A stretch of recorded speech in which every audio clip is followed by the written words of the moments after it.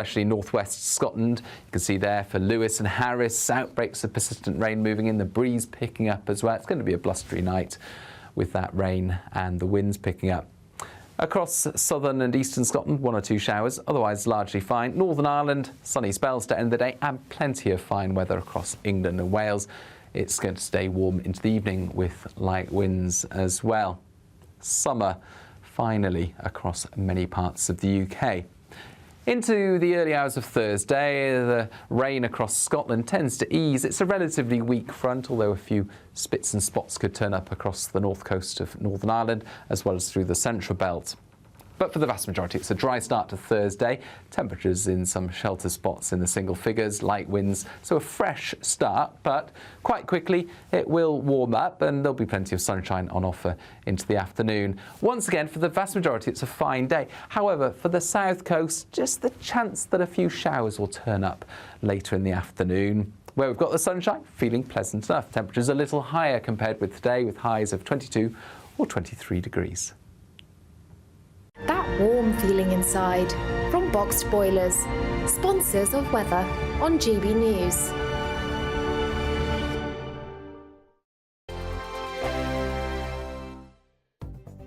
The latest GB News travel.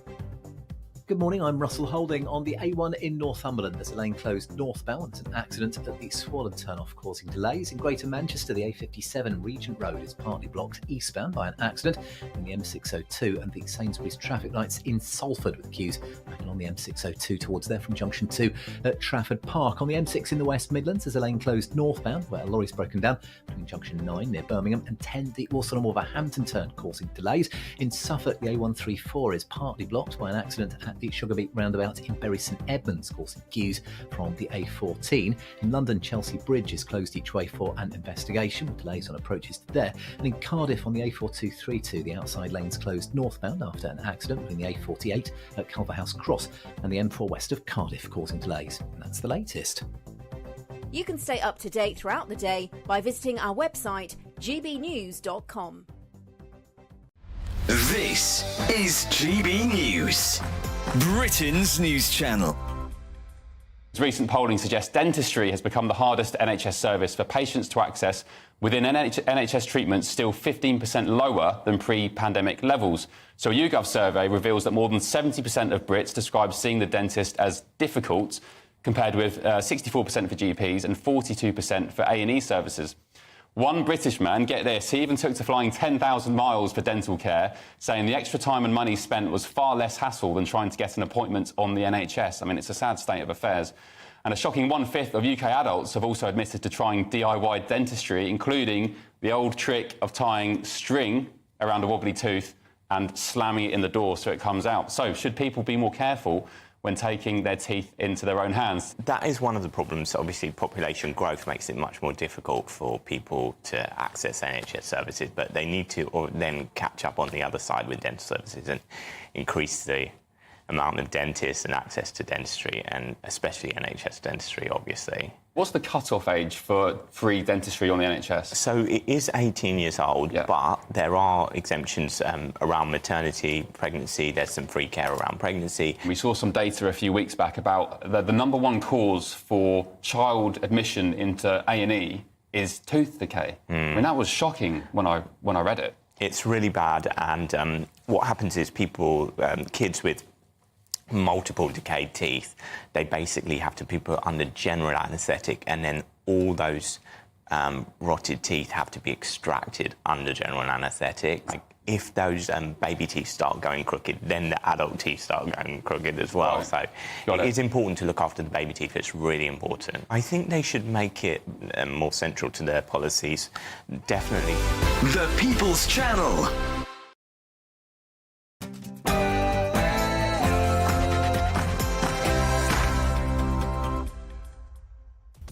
Good morning, 9:30 on Wednesday the 19th of June. This is Britain's Newsroom on GB News with Andrew Pearce and Bev Turner. Very good morning. So, good news. Inflation has fallen in a boost for Rishi Sunak. Inflation has fallen back to the Bank of England's 2% target.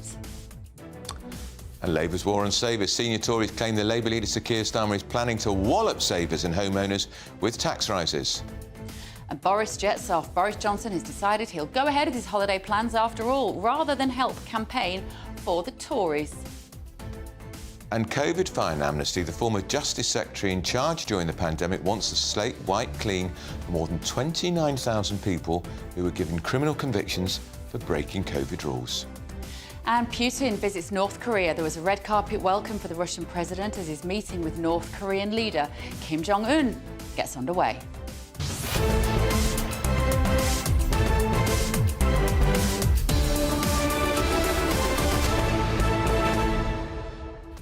Interesting and diverse show this morning. Certainly is. That COVID fines thing, obviously I feel really strongly about this. I think those people need to have the slates wiped clean. They can't be police officers, social workers, teachers. That would be the Prime Minister too, because he got a fine. But he hasn't got a criminal record for it. They're not going to get the money back. It just means that they can have a clean record, and quite right too. gbnews.com/your say to let us know your thoughts this morning. First, though, the very latest news with Sam Francis.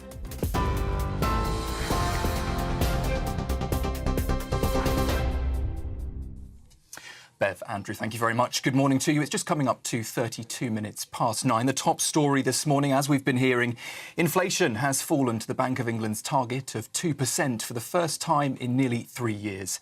Most analysts were forecasting that drop, which is down from 2.3% in April. That's lower than Germany, France and the United States. It marks the first time the Bank of England's target has been met since July 2021. The Conservative Party says it will make a difference to how people feel about the cost of living. However, experts predict interest rates will still be held at 5.25%, dampening hopes for an early summer rate cut.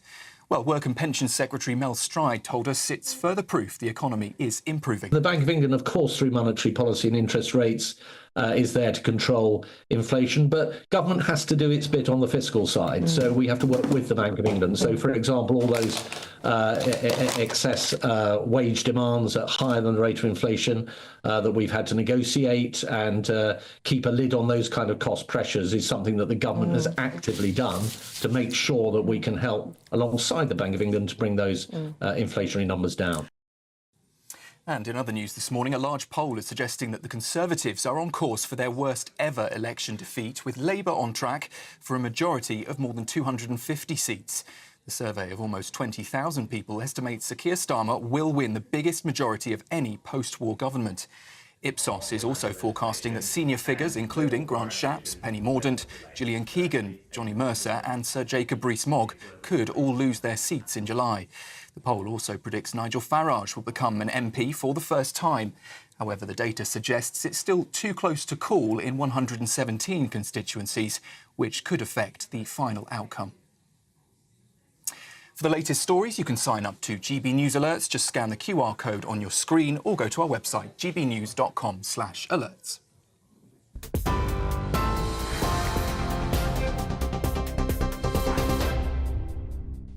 Good morning, 9:33. This is Britain's Newsroom on GB News with me, Bev Turner and Andrew Pearce. Now, before we get stuck into Labour's war on savers and inflation falling to 2%, let's take a look back at what our politicians got up to on the campaign trail yesterday.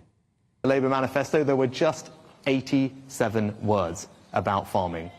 No commitment to food production and food security. No commitment at all about the farming budget in the next Parliament. Forget about increasing it like we're going to do. They won't even say that they're going to protect it. Right? Like, that is the choice for you at this election, which is why there's nowhere near enough sewage monitors. We call them sewage busters. We want to provide £10 million in our cost of manifesto, so our new regulator, the Clean Water Authority, has the resources, because we do need a tough regulator, as we're proposing, with powers coming from other regulators, so we have a much stronger regulator, but they need the resources to do the job. Under this Tory government, they've lost control of the borders, and we will set up a border security command, a new elite command with new powers and resources to smash the gangs that are running the vile trade in the first place, because, as you rightly say, a record number have crossed the channel this year already. Right, joining us now is the Associate Editor of the Daily Mirror, Kevin Maguire. Right, Kevin, what do we want to talk about? Good news about inflation falling. Can Rishi Sunak claim credit for this? Yeah, I think we should talk about inflation. It's 2% now, first time in 3 years, hit the target. Unfortunately, over that 3-year period, it's risen by 20.8% in all, which you would normally expect, not over 3 years, over 10 years. He wouldn't take the blame when it went up, because it was in part, or even large part, because of what happened to world energy prices with Putin's invasion of Ukraine. So if you won't take the blame or responsibility for going up, do you deserve the credit for it coming down? That's his problem. People just feel worse off. And he wasn't actually, doing some interviews this morning, he wasn't really claiming that much credit for him. To his credit, I thought he might have come out this morning and gone, that's it, we've achieved what we wanted to do, and he didn't do that. I think that's because his old economy's turning the corner, I'm a man with a plan, you know, things are better than you think, has just worn a bit thin, because people have, you know, that 20.8% increase over 3 years is baked in. You go to the supermarket, prices are not going to be smaller today. We're not going to feel it, really. We're not that's his problem. That's the point. And it's forecast to go back up later this year. Right. And the fact is, prices are still going up. They're just not going up as fast. Absolutely. Although his figure of 2% in Britain compares very favourably with what's happening in the rest of Europe and America. But what I find interesting is, where is the chance of the exchequer? Because you would expect the chance of the exchequer to be trumpeting these figures from the roof of the Treasury. Or now, look, we know Jeremy Hunt's got a huge fight in his hands down in his Surrey constituency. Oh, I'll have to name all the candidates now, won't I? Yes, you will, eventually. Sorry about that. So, but the point, he has got a huge fight in his hands. But I think that why are they keeping away? Is it because the focus groups show the voters don't like him? Probably, but I mean, even if he's busy doing his local campaigning, he can still zoom into the media this morning and take some sort of credit for him. He is deeply unpopular. Yeah, well, the Conservative campaign overall has been rubbish. Yeah. To put it at its nicest and best. I'd use words that you couldn't on TV. I think he is unpopular, but also the Daily Mirror has it today. He said, we've got a superb record. No one would feel the Conservatives have a superb record over 14 years. And I think the other reason is he kind of let the cat out of the bag what's going forward. Now, he said it would be irresponsible to say that the Tories will definitely cut taxes, the overall tax take, because you don't know what's going to happen on events. But he also said that the 12 billion welfare cuts that are in the Tory manifesto to justify reducing national insurance and some spending have already been announced. Yeah. And that wasn't the line. They were having to pretend they were new, fresh savings when they're already baked in to the figures going forward. But he's got an open door here. Because your mate Starmer, talking of letting a cat out of the bag, Kevin, hang on. He said clearly, not taken out of context, he said, when asked to define working people yesterday, he said, people who can't afford to write a cheque when they get into trouble.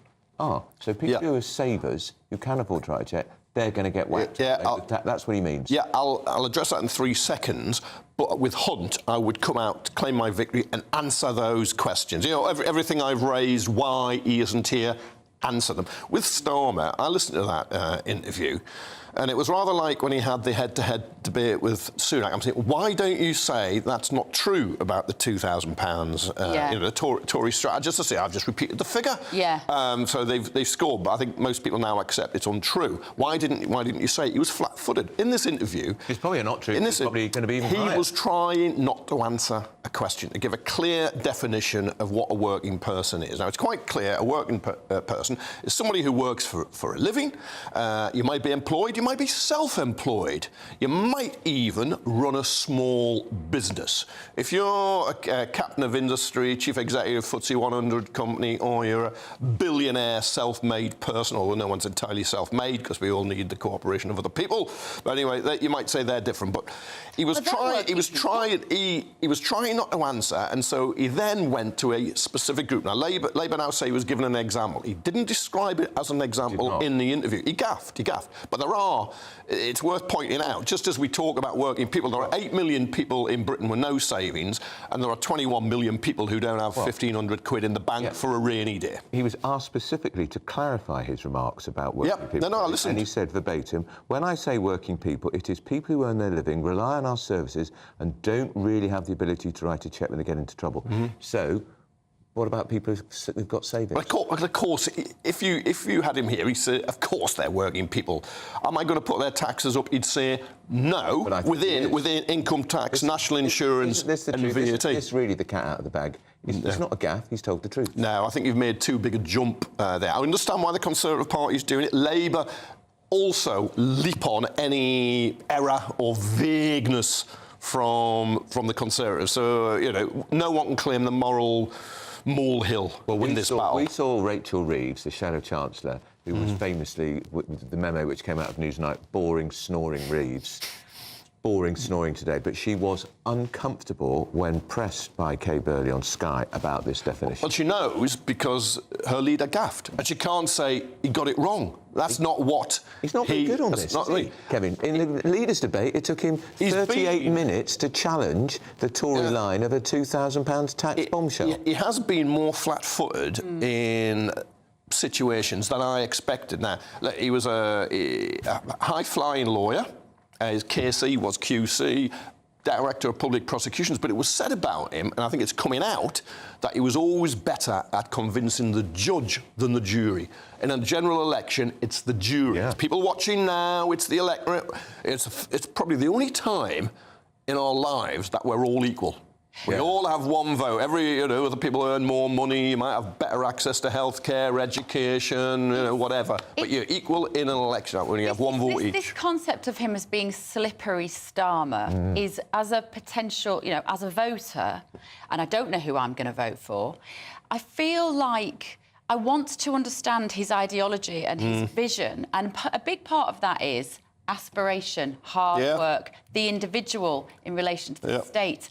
And when these issues, which might allow us to crystallise how we feel about that, arise, he wriggles off the hook. Yeah. Because I don't feel he's being honest with us. You picked up on something. I think it's a legitimate question because of his U-turns from the programme he got elected Labour leader on and the policy programme he's standing on that. Now, I think in opposition, you can change your offer, as long as people believe it and you're authentic. Now, he is the embodiment of achievement and getting on. I'm going to, do what he always does. Look, the son of a nurse and a toolmaker. In a grammar school boy. In a house. Yeah, he passed his 11 plus, went there, but the phone was cut off. But they had a Ford Cortina, the pebble dashed house. When you see it, it's small. And he went to university, and he made his way. He made his way in life with hard work, good luck, and clearly ability. So in one way, he embodies, symbolises aspiration and how you can get on. But he raises these questions every time, and you're right. I was listening to the radio, and I'm thinking, why are you answering this here? Why are you doing it? And it's because they're so far ahead in the polls, and he's carrying that Ming vase. He thinks all I have to do is carry on over this highly polished floor. But do not drop it. Why can't he just be honest? No. Politicians are never less honest than during a general election campaign. And that's all parties. It's frustrating and dispiriting. And there's 6 weeks of it. And people are shouting at televisions and radios up and down the country thinking, will you answer the question? Well, I'm doing the same. Right, we're just going to take a quick break. Kevin's staying with us. Yeah, don't go anywhere. We're going to be talking about Labour's plan to save your local pub. This is Britain's Newsroom on GB News. Kevin bought me a drink last week.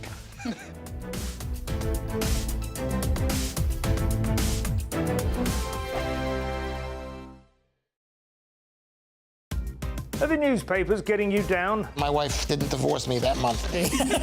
Struggling to separate the wheat from the chaff? I know that it's a bit of a circus at the best of times.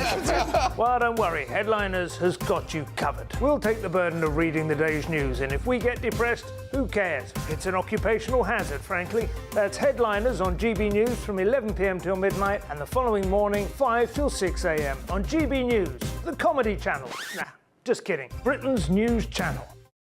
Nana Queer, weekends from 3 p.m. I cried, cracking out before we even start. I mean, to see King Charles to be so brave, so strong, and you can sometimes, I think, gets his stomach hurt, or he just moved himself. It didn't seem very comfortable, but he was there and he was going to go through it all. And I just thought, he's the most wonderful man. He cares more about us and the people who are there serving him. An extra bonus is Princess Catherine. Catherine, who looked absolutely stunning. She did look very, very slim, though, but she looked beautiful in that outfit. Little Charlotte is an extraordinary child. When they were coming back, she was wiping the windows so that everyone could see with her hand, getting rid of the rain. She's fantastic. And the other thing that actually got my heart was that Prince William and Princess Anne and Prince Edward were getting completely drenched.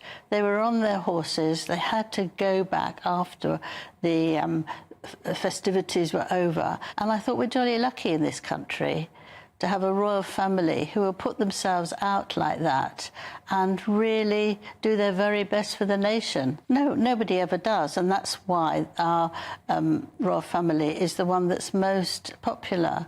And I do have to say, and just a couple of words, that Meghan introduced some raspberry jam and some dog's biscuits just an hour before. Don't laugh. Don't make me An hour before. I mean, can you imagine that? The desire to be noticed. It's always just before a big event because she wants the attention. I don't think she works it out that other people would do it. I think she works it out that they'll all look at me. The People's Channel. Hi there, I'm Michelle Dewberry, and I'm going to take a second to tell you all about my show, Dubes & Co. We start off with the issues of the day. We then bring in both sides of the argument. We get rid of the disrespect. And then you throw me into the mix. And trust me, I'll tell it exactly how it is. And then, of course, the magic ingredient, you at home. We mix it all together, and what have we got? In my opinion, the best debate show in town. Monday to Friday, 6 till 7 on GB News, Britain's news channel.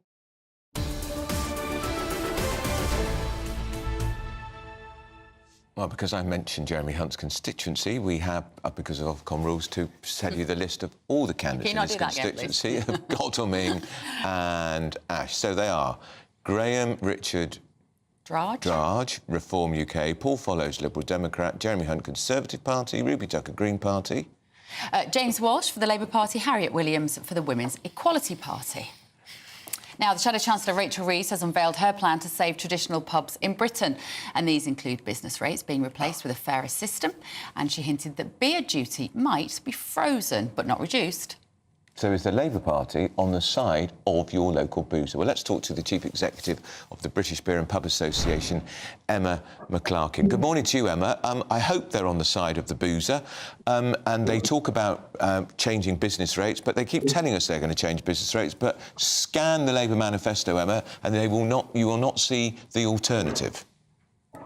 So it is great to hear that the Labour Party has decided to come out and fully support the Great British Pub. We need a little bit more detail on exactly how that plan's going to work. But the good news is that they have recognised the unique role that we play in this community, across the country, in our society, economically, socially and culturally, and absolutely identifying that the cost of doing business for our Great British pubs and our Great British brewers is too high. We need to see business rates reform, beer duty coming down, and we need to also see some discussion around VAT on food and drink inside our pubs.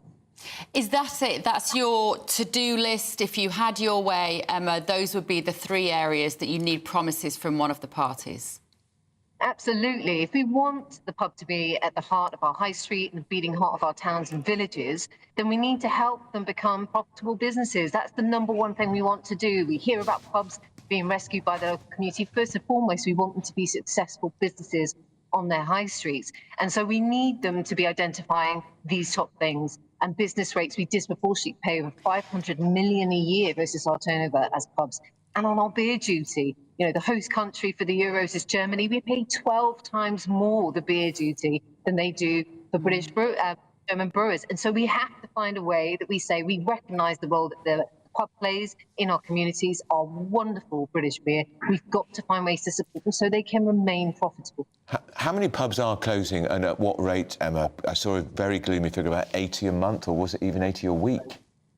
Yeah, that's right. It is really disheartening to hear that still 80 closing every month, and that is unacceptable, I find, and we need to give them the recognition that they give so much back to their communities, not only in terms of jobs and the economy booster, the footfall to other small businesses, but that place where we meet, where we connect as humans, and that's what pubs do. You know, that's where you can go and celebrate life, commiserate life, stave off loneliness, and keep you well, you know, in your mental health as well, by having that conversation, someone taking care of you. It is that sense of community, and we need to back it. So we need whichever government forms the next parliament to come in and say, this is the focus. We are going to pull out pubs and get behind our brewers to say they matter to our communities, and they can be a huge engine for growth. OK, thank you so much, Chief Executive of the British Beer and Pub Association, Emma McClarkin there. What I find baffling is you will have both noticed, and Kevin Maguire's still with us, when you go anywhere at the weekends now, the pubs are packed, restaurants are busy, people appear to have money to spend. Why aren't the businesses able to be profitable? Because if you go Monday, Tuesday, Wednesday, probably Thursday, they're not. And that is the problem. I know pubs now that only open part of the week, but I thought every pub opening sort of 11 till 11 every day is a complete waste. Some yes, but some not. But then it's very difficult if you run a business and you've got to pay for your building, your business rates, all week. If you're only getting your income in essentially three days. Of course, it's ripe for reform, business rates. You're right, Labour don't spell out how they will do it. You've been banging on about it for ages. But the government, the Treasury, take in, and I just was listening, I was checking the figures, take in about 30 billion a year in business rates. Alcohol duty is about 12 billion a year. These are big chunks of money funding public services. So if you're going to cut them, what you're going to cut, how you're going to replace it. But I think business rates, you can change it so it supports pubs, high streets, and you make the Amazons of this world, which is a very good service if you use it, but nevertheless they don't seem to be paying their fair whack of tax. The business rate problem is it's predicated on the building. Yes, and it would be better linking it to turnover, which would mean bigger businesses, more successful. Amazon and the like would pay a lot more. They would pay more, and then the smaller businesses, you might have be running a little shop. It might be you. It might be you and your partner, your husband and wife team. You need help. You know, they are community assets. She's right. I mean, like the problem with drinking, and there is a problem, and a number of people. Antisocial behaviour linked to it, a number of people dying, isn't in pubs. It tends to be people drinking at home or kids in parks. And actually, that is the problem. And the younger generation aren't drinking. This is the thing, that my son's generation, early 20s and late teens, they don't drink. But if they don't want to, that's not a bad, it's not a bad thing in truth. For health. Let's just quickly ask you, Boris Johnson about to go on a second holiday. He'll be back the day before the general election. It means we're almost certainly not going to see him on the campaign trail. Is that because he, in your view, doesn't want to be associated with the failure of the campaign? I think so. And he hasn't forgiven Rishi for bringing him down? Look, his fans say he has, he has incredible powers. I mean, I'd question them now. But he's not Lazarus. He's not going to be able to get a Tory party on its deathbed up and off. And so I suppose he doesn't want to be tainted, and of course Sunak brought him down. He did. It's getting your own back. As Chancellor, as soon as I heard it, that was the end of Boris Johnson. Success has many parents and failure is an orphan. And if you're Boris Johnson, why do you want to be associated with what will clearly be, or very likely to be, failure? We're very close to time. Great news that people who got fined during the pandemic could have their slates wiped clean, according to Robert Buckland. Yeah, but he's going. Sorry, I won't know that. He's. I don't know. You know where? Another list of no. I've not mentioned anything. However, he was. He's a Justice Secretary. He didn't do it then. I suspect it ain't going to happen. I'm not sure whether they should be wiped. That was the law at the time. Might have been unfair, but it was the law at the time. All right, thanks, Kevin. Right, don't go anywhere. Here's your weather with Aidan.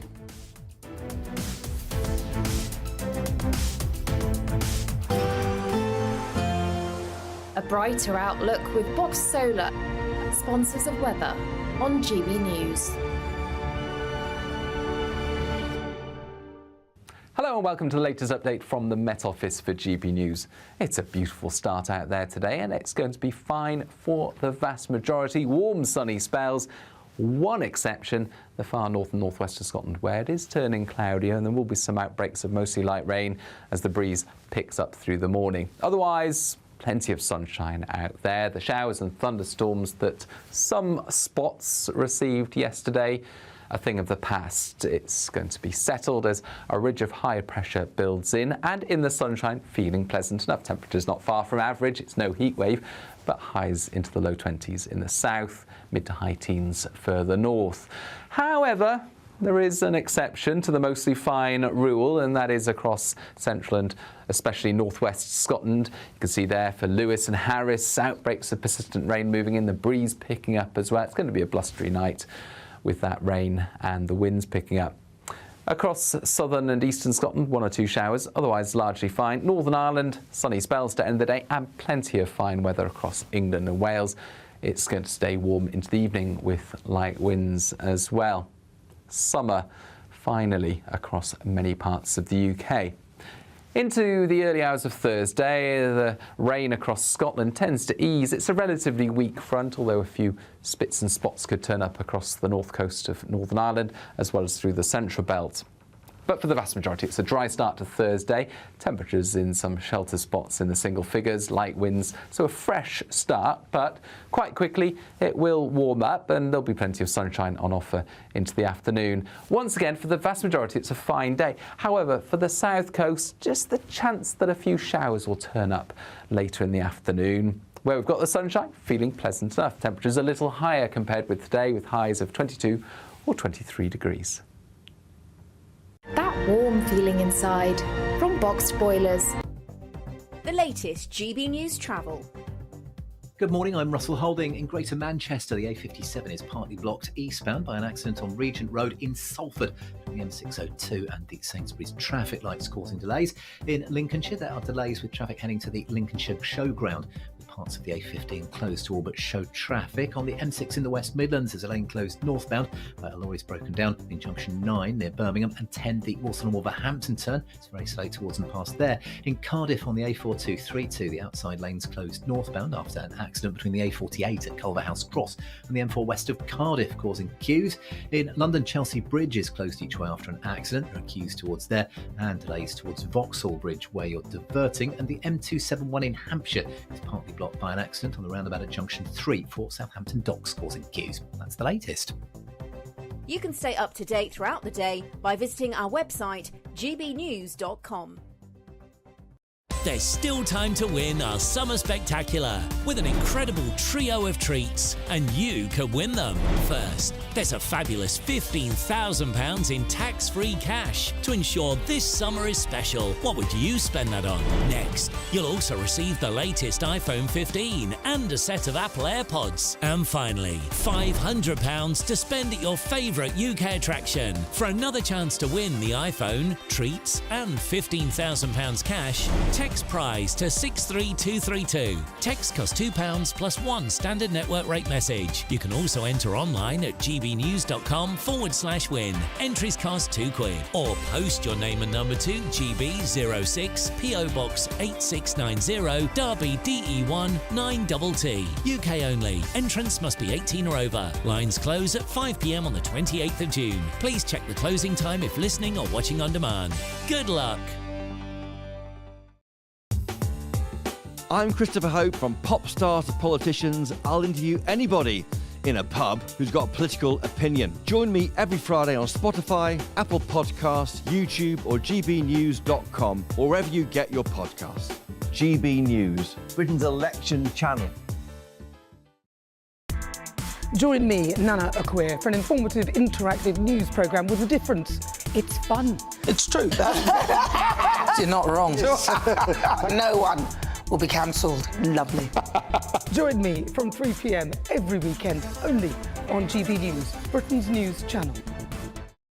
Every Saturday, 10 till 12, we'll bring you all of the news that you need to know. We'll also remind you that there is so much to smile about. It's my favourite time of the week. I get to relax, enjoy some light-hearted stories, and let Ellie teach me about fashion too. That's Saturday Morning Live, every Saturday, 10 till 12. Only on GB News, Britain's news channel.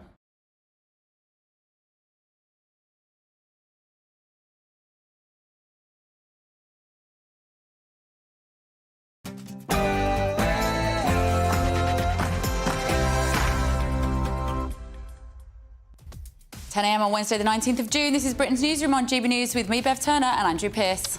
Inflation falls, a timely boost for Rishi Sunak and the Conservatives because inflation has fallen back to the Bank of England's 2% target for the first time in 3 years. Labour's war on savers. Senior Tories claim that the Labour leader Sir Keir Starmer is preparing to wallop savers and homeowners with tax rises.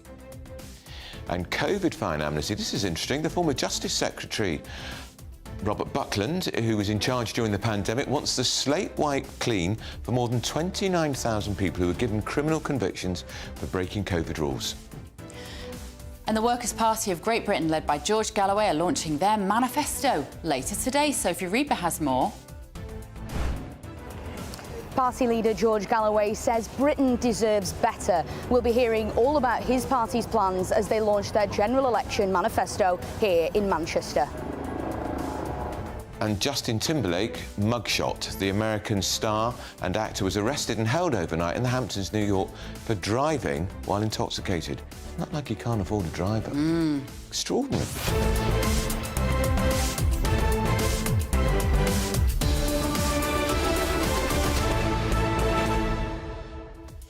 We're going to have Kinsey Schofield in the studio to talk about that. It's not very good, is it? He's got a very clean-cut image normally. Justin Timberlake apparently said, "Do you know who I am?" He didn't. I think he did. We'll find out everything from Kinsey Schofield. Keep your thoughts coming this morning, gbnews.com/your say. First, though, here's the very latest news with Sam Francis.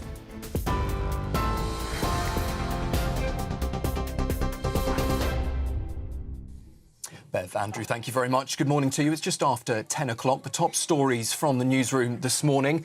Prime Minister Rishi Sunak says news today that inflation has fallen to the Bank of England's target of 2% is proof the government's difficult decisions, he says, are paying off.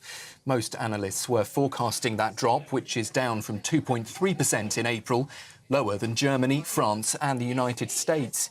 It marks the first time the Bank of England's target has been met in nearly 3 years. The Conservative Party says it will make a difference to how people feel about the cost of living. However, experts predict interest rates will still be held at 5.25%, dampening hopes for an early summer rate cut. Well, Work and Pensions Secretary Mel Stride told us it's further proof that the economy is improving.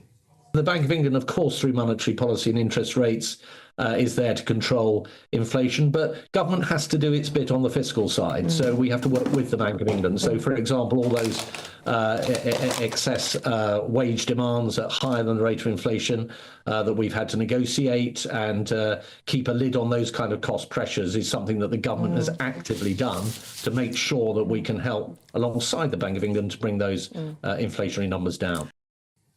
Mel Stride there speaking to us earlier this morning. Well, Labour's Shadow Chancellor Rachel Reeves is warning the cost of living crisis isn't over, and she says prices are still going up.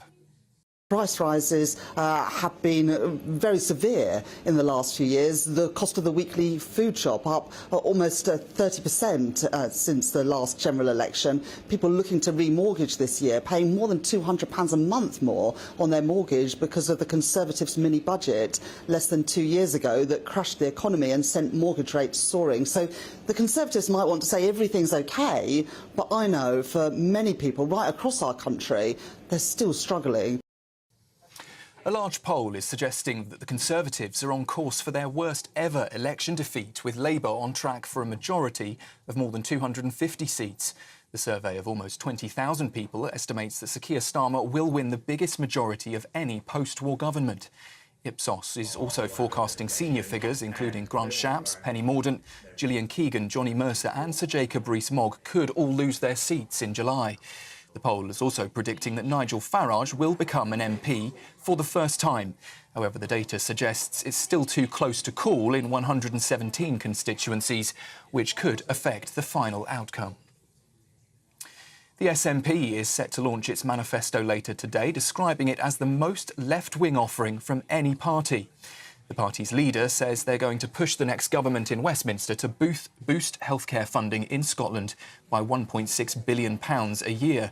John Swinney says both Labour and the Conservatives present a clear and present danger to the future of the NHS. Well, it comes as the Scottish Government was criticised for missing A&E targets and cancer waiting times.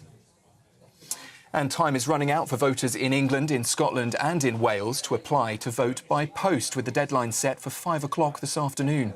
Applications can be made online at gov.uk/apply-postal-vote. Postal voting has surged in popularity, rising from 12.7% in 2005 to now 21%. That was in 2019. Completed votes must reach councils by 10 o'clock on polling day in the evening, the 4th of July, and can be returned by post at council offices or at polling stations. Spanish police are searching for a British teenager who has gone missing in Tenerife. Jay Slater from Lancashire was last heard from on Monday morning. The 19-year-old had called a friend to say that he was lost with no water and his phone was on just 1% battery. His last location showed he was in a mountainous region of the island, popular with hikers. And finally, a cinema has been forced to cancel the screening of a film which was written by AI after public backlash. The Prince Charles Cinema in London Soho was due to host the world premiere of The Last Screenwriter, which was entirely scripted by ChatGPT. But concerns were raised over artificial intelligence replacing human writers, which has been a contentious issue in creative industries. The film's creators say they had wanted to provoke debate on AI's impact on the arts. Those are the latest headlines. Your next update in the next half hour. Until then, you can sign up to GB News Alerts. Just scan the code on your screen or go to gbnews.com/alerts.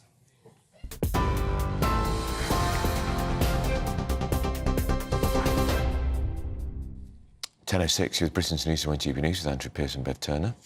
As you just heard in the news, this is an awful story. Spanish police are searching for a British teenager who has gone missing in Tenerife. He's Jay Slater. He's from Lancashire. He was last heard from on Monday morning. The 19-year-old called a friend to say he was lost with no water and his phone was on only 1% battery. His last location showed he was in a mountainous region of the island, which is, of course, very popular with hikers. Every parent's nightmare, this, you know, only 19, it's probably one of his, if not his first holiday. I think it is his first abroad. holiday without his family. He's been out in a party overnight, he's missed the bus and he's rung his mate and said, I've got to walk home, but it's 11 hours. And obviously it's hot, and he said, I'm really thirsty, I've got 1% on my phone. So there's a search ongoing for him now. Jay Slater from Lancashire. Oswald Swithell, I can never say that name. His mum's gone out there, which is what you would do, I guess, as a mum, wouldn't you? Oh, you'd be straight out there. You'd have your trainers on and you'd be pacing around the hills looking for him. Yeah. You just would. That's what you would do. So, I mean, it's sort of got echoes of Nicola Bulley. Michael Mosley, of course. But, of course, this is a... He's just a lad. He's a young man. He's 19 years old. We will keep you posted for news on that. Right. Our very favourite barrister is with us now, Sam Fowles, to go through a few stories from this morning, particularly of interest to a lot of people watching this show, Sam, is 29,000 people who had COVID convictions, effectively, during the pandemic for things like having some friends round in the garden and the police coming, or taking more than one walk a day. I mean, when you say these things now, you do realise it's the stuff of insanity. It was a strange time, wasn't it? And Robert Buckland is now saying that he thinks they should have their slates wiped clean. Yeah, I think this is really good from Robert Buckland. It's a recognition that this was a unique time. There were unique laws put in place, and it was also really difficult to challenge these fixed penalty notices. I remember getting a call from a solicitor right at the start of the pandemic saying, "Look, I've had a few people, got a few clients, and they've got these fixed penalty notices. They say they were, you know, unfair or unlawfully imposed. What do you think we should do?" And I actually said, look, you're better off paying the fine. If you try and fight this in court, even if I were to act for you pro bono, you're going to spend more on court fees than it would cost you in the fine. So the principle, though, Sam. Yeah. Oh, absolutely. But you know, the problem is, if you lose on that principle, then you've got a criminal record for a long time, and that's these 29,000 people. Can I be clear here? Are they is it a criminal conviction, or is a fixed penalty notice doesn't give you a criminal conviction? Yeah, and that's a really good distinction. So these 29, these I think were the criminal convictions. Right. So these are the people that Boris and Sunak got, for instance. So So if you just get a fixed penalty notice, in the same way as you get fixed penalty notice for parking in the wrong place, for example, you pay it straight away. That's not a criminal conviction. It's not going on your record. If you challenge it and you go to court, then you might get a criminal record. So that's what Robert's talking about here, these wiping the criminal records off. One caveat to my endorsement of this. These are not all for the same thing. So some of these convictions, yes, are for going out more than once, having a few friends around. Some of them are for organising a rave with 1,000 people. So I think what I would really be encouraging is maybe something a little bit more subtle than just a complete, a complete wiping the slate clean for everyone. Maybe something that just acknowledges the different levels of offence that were committed here. And what were the most severe with the most severe penalties? Can you remember, Sam? I remember some people, certainly up to £10,000, I think. They were a lot of money. But they won't get the money back. But Sir Robert Buckland's view is that the conviction should be wiped.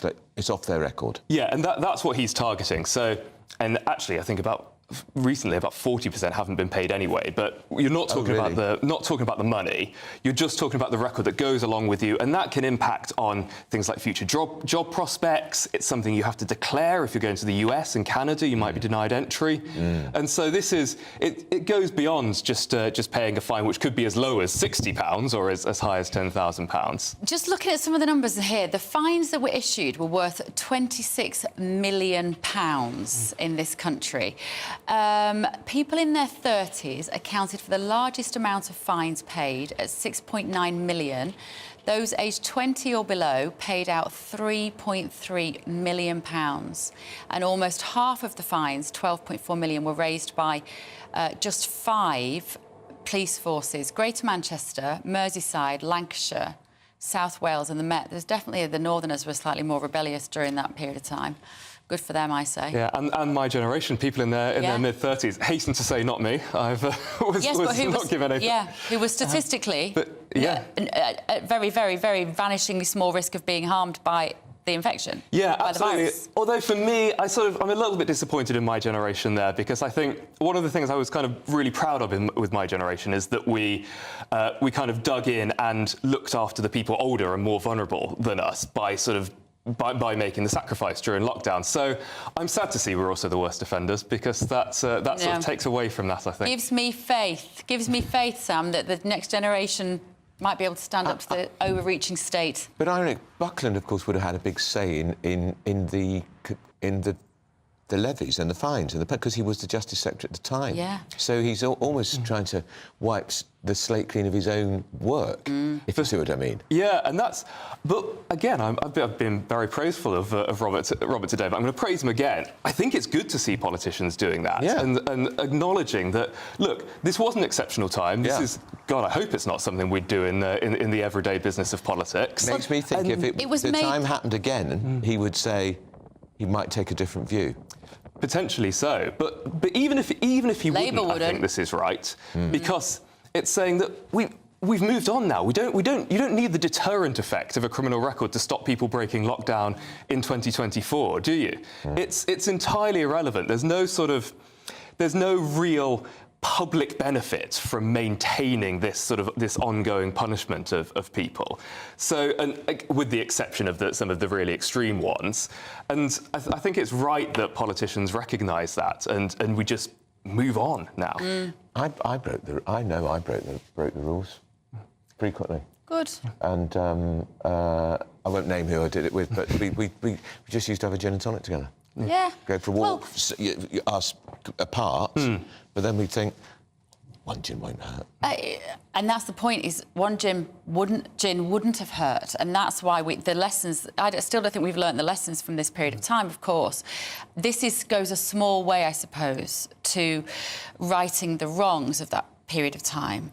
But I'd like them to go further. Do you know what? I'd like Sunak and Starmer also to just tackle this issue when they're electioneering. They're getting away with it. And that's where this anger from the public, regardless of where you stood during this period of time, the anger from the public about this issue is enormous, and it's now everyone's going, don't talk about that, let's just all move on.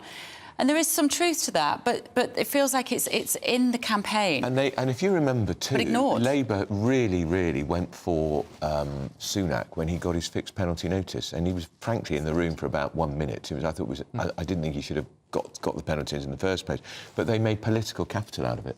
And when you look back in hindsight, should they have really? I agreed with that, actually, because I think in this time when we're all in this together, what we needed from our leaders was leadership, was setting an example, and was to be, better than the average person in terms of those rules. And I think it was a real disappointment and a real betrayal. Even if it was a minor breach, we needed them saying, look, we have asked you to make enormous sacrifices, and we are going to be the epitome of that. And it sort of embodies this problem that everyone, left, right, centre, has with politicians of one rule for you, one rule for us. He came close to resigning over it, Sunak. If you remember, hours, he disappeared below the radar, and I suspect when he looks back now, he probably thinks, I should have quit as Chancellor. Whole of history could have been written differently. Well, I think he'd be having an easier time in this campaign, actually, he would. If he wasn't tagged with the errors he made as Chancellor. Well, everybody, let's face it, was somehow benefiting from that period of time. Sunak thought he was, because he'd be the good guy with the picture of the burgers, eat out to help out, handing out the furlough giving away money. The Conservative Party thought people will love him forever because of his generosity. Well, people are smarter than that. And we worked out the fact that our financial situation now is in a mess, our inflation, our debt, £500 billion we spent for the public purse at that period of time. People are cleverer than that. We knew it was a mistake. And the endemic fraud in the furlough scheme, which the money's never been brought back. Was it £11 billion, rings a bell? The Treasury Minister resigned at the dispatch box in the House of Lords. It was about that. Yeah, that was an astonishing move. They had to write off. Yeah, I think I can't remember his name, the Treasury Minister. Was it Lord Sassoon? I can't remember. Don't know. But to resign at the dispatch box, he was so appalled by the failure to get the money back. Yeah. And it was a real, I think, we haven't gotten over it was in a way an astonishing achievement to be that bad at responding to the pandemic. And I think there was a point where we had both the biggest economic downturn and the highest death toll in the sort of advanced economic world.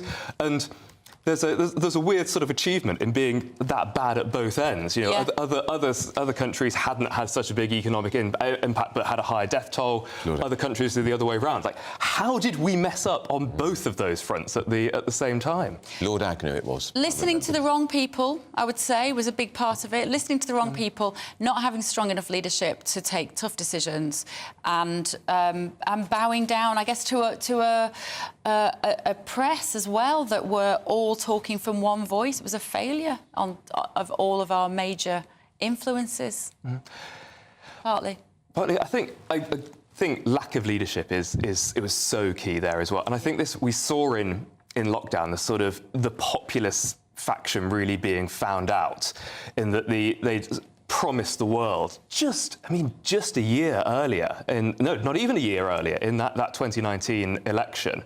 And suddenly, they weren't campaigning on their home turf anymore. They were dealing with a very real problem.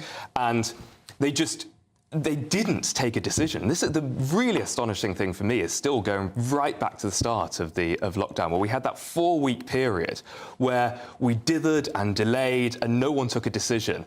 I mean, certainly the scientific evidence that I've read indicates that if we'd gone earlier in lockdown, not only would about, I think, 20,000 fewer people died, but lockdown would have been much shorter, and we could have been out after a couple of months. And instead, we had a higher death rate. Plus, we were locked down for such a long time. You're not convinced, Beverly Turner. You know what, Sam? I have a lot of information detail that we'd never have time to get across on that, but that's not really true. But Sam, always great to see you. Thank you so much. Right, up next, Olympic cyclist Sir Bradley Wiggins is facing huge financial difficulties and may have to sell all of his gold medals. Remember, he won the Olympics and the Tour de France in the same year. And what a fall from grace. I feel desperately sorry for him. It really is. And his brilliant sportsman, but clearly not a great businessman. Yeah, this is Britain's Newsroom on GB News.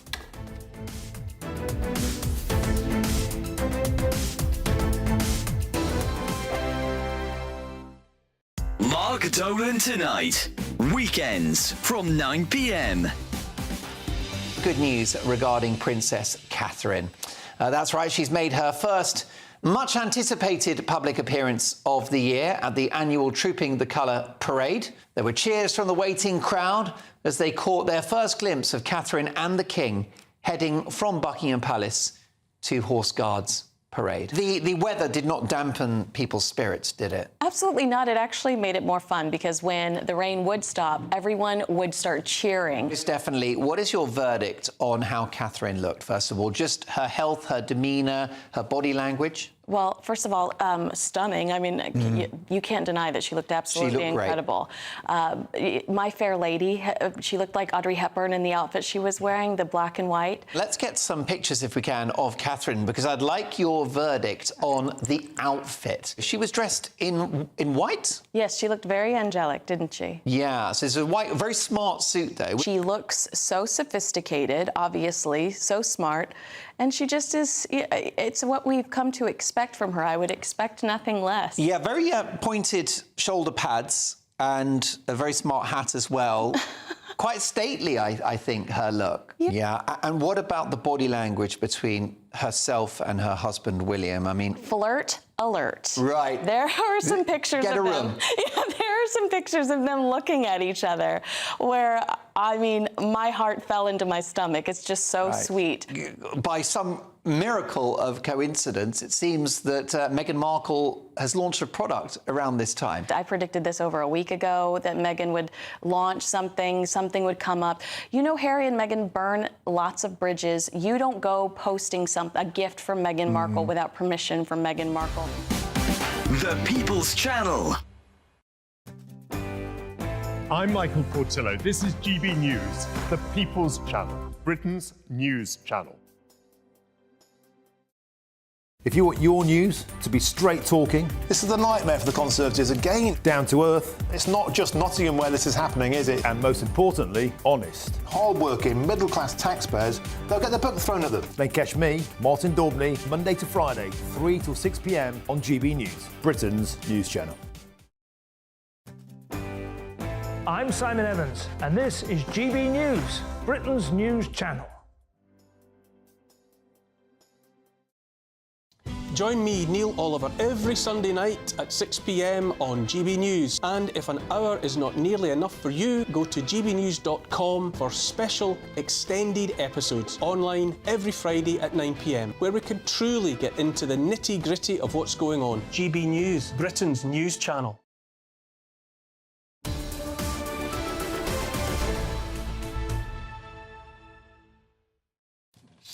(10:22). This is brilliant. Are you swallowing your digestive, Andrew Pearce? You went a bit early on them today. A bit early today, yeah. Right, we're joined by former Labour MP Stephen Pound and Cheshire's answer to Mick Jagger, Mike Parry. Have a look at this. Thank you very much. Yes. I see people look at me, they turn their face away. Just like a newborn babe, it happens every day. I look inside my soul, my heart has turned to black. I see my red door and it has been painted black. I might just fade away and take my home to hell. It's not easy, patience. That's one of the hairy bikers as Well, well. that was Porky Parry and the Rolling Clones singing Paint It Black. That's right. Little walk down memory lane for you there. It got to 64 in the pop chart, if you don't mind. You're wasted. I am wasted. It was called the Rolling Clones. I did it as a promotion for a company called Red Letter Day, you know what I mean? Oh, yeah. And the money went to charity. But it was great fun. Hanging out with the Rolling Clones in a Have you still got those studio. boots? I very much doubt it. If I have, I wouldn't admit to it. No, probably not. Can you Ain't it black? Can you compete with that, Stephen? Have you ever recorded a pop song that's got in the top 65? I was Rocky Thrust. Rocky Thrust? That was the stage name. I used to play in a band called Crag Manley and the Viriles. Really? It's all coming out. No, it's my trousers. Stephen, stop. Right, shall we move on to the news? Yeah. Should we talk about candidates being suspended following social media posts? Mike, this is a Labour candidate who's been suspended following reports that he shared pro-Russian material in the aftermath of the Salisbury poisoning in 2018. Does it matter what he said in 2018 on social media? I think the only reason this story's come to light is because he's not going to win the seat, is he? Isn't this one that the NSP is going to retain? They had no... exactly. It wasn't seen as a potential win for Labour at all. No, absolutely. So I really think it's a bit of pointless sort of electioneering, you know what I mean, to try and reflect on people's reputations rather than to affect what's going to happen. But I think this is Labour trying to show that they're being tough. They suspended him immediately. Yeah. This was reported in the Aberdeen and the local paper, the Aberdeen and whatever the journal's called up there. Yeah. We'll check the name. It'll be an EP Thompson paper anyway. Yeah. But so this is Labour trying to say, we got the information, suspended him immediately. Yeah, but look, the thing is, you can suspend him. He's still going to stand here. You can't take a person off the ballot paper. Look, what this is all about is actually what's happening with reform. Reform, we suddenly got, nobody knew. I don't think even Rishi Sunak knew that there was going to be an election in July the 4th. So suddenly you've got to find 650 candidates. Yeah. And what happened is Reform actually paid, I think, a huge amount of money, massive amount of money, to a professional vetting organisation who quite demonstrably didn't do their job. It was over 150 quid, I think. But £150,000. They say, in their defence, that they were expecting an election September, October, November, so they had all of the summer to vet Reform candidates, and then the election happens. And Andrew, can I just refer you to, I don't know if you read Andrew Pearce in the Mail, but... I do.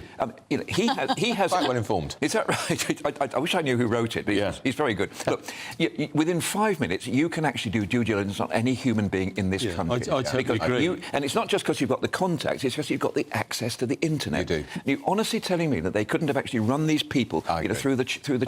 I totally agree. You take one look at somebody, with eye contact, you should be able to work out whether they're a bad one or a good one. Dodgy. To be honest, if you're going to clock somebody as a wrong one by the way they look, I never would have got elected.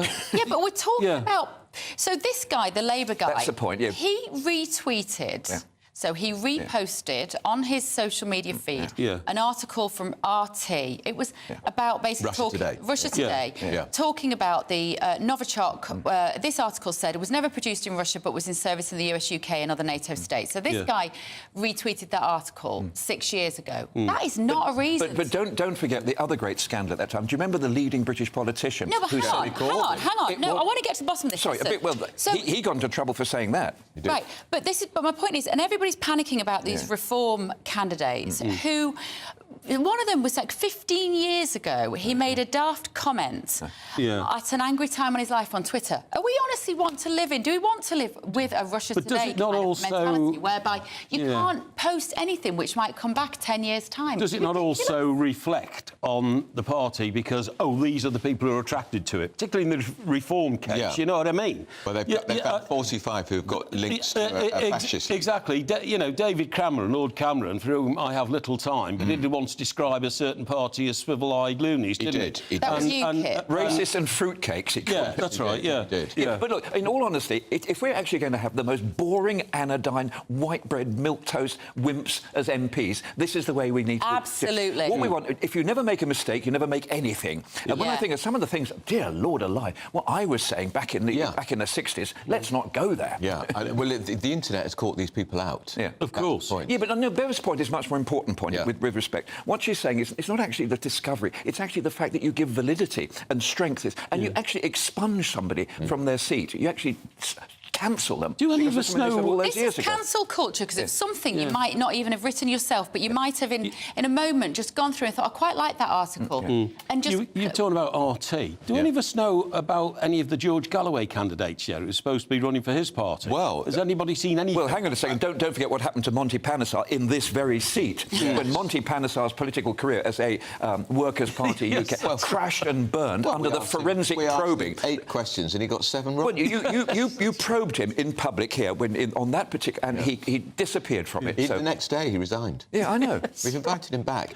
You smashed a career in seconds. But Mike, have you painted his profile on the side of your car? But I mean, that we've seen all parties get into these messes, don't they? Of course. Yes. But Reform have had more than their fair share. Well, Reform are being more scrutinised by Labour and the Conservatives, particularly because they're frightened of them. I'm not going to argue with that. The other thing you find out as well, because I read this over the weekend, is quite often the great British press reveal the backgrounds of these people before the parties have even looked into what they're all about. Richard Tice has actually effectively said that. He said we were relying on the press to do the job for us. Yes. Well, with Monty Panesar, it wasn't that he'd said... I mean, he'd done he was a very famous England cricketer. Well, indeed, well, you know, he's like the third highest spinner with wicket-keeping. He said only took that famous stand in Cardiff when actually saved the match.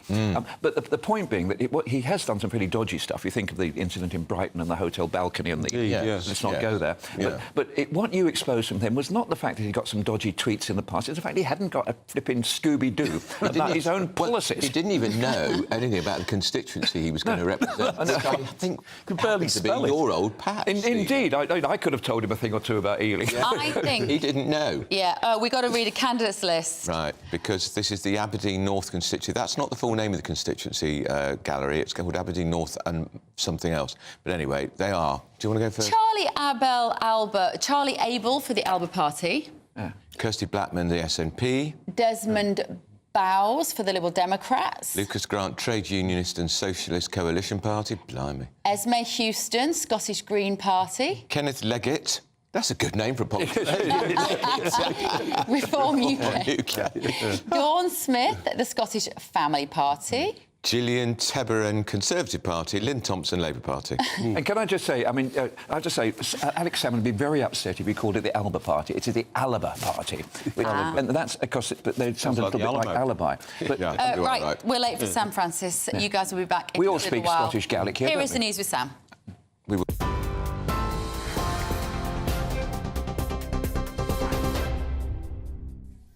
Very good morning to you. 10:31 exactly. The top story from the newsroom this morning. The rate of inflation has dropped 2%, ending a 3-year battle to slow price rises. Most analysts were forecasting that drop, which is down from 2.3% in April. That's lower than Germany, France and the US. It marks the first time the Bank of England's target has been met in nearly 3 years. Chancellor Jeremy Hunt says it shows the government's plan for the economy are working. That Labour says people are still dealing with a cost of living crisis. A large poll suggesting that the Conservatives are on course for their worst ever election defeat, with Labour on track for a majority of more than 250 seats. The survey of almost 20,000 people estimates Sir Keir Starmer will win the biggest majority of any post-war government. Ipsos is also forecasting senior figures, including Grant Shapps, Penny Mordaunt, Gillian Keegan, Johnny Mercer and Sir Jacob Rees-Mogg could all lose their seats in July. It could also see Nigel Farage become an MP for the first time.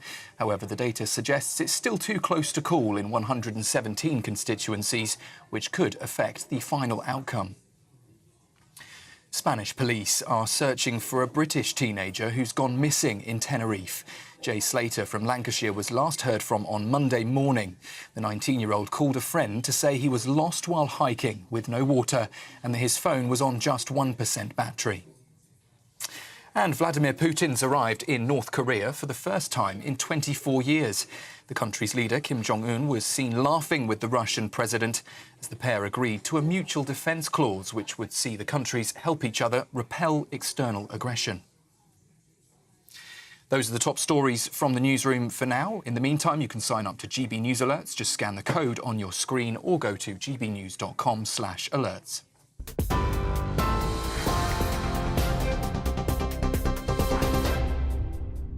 Cheers Britannia Wine Club proudly sponsors the GB News Financial Report.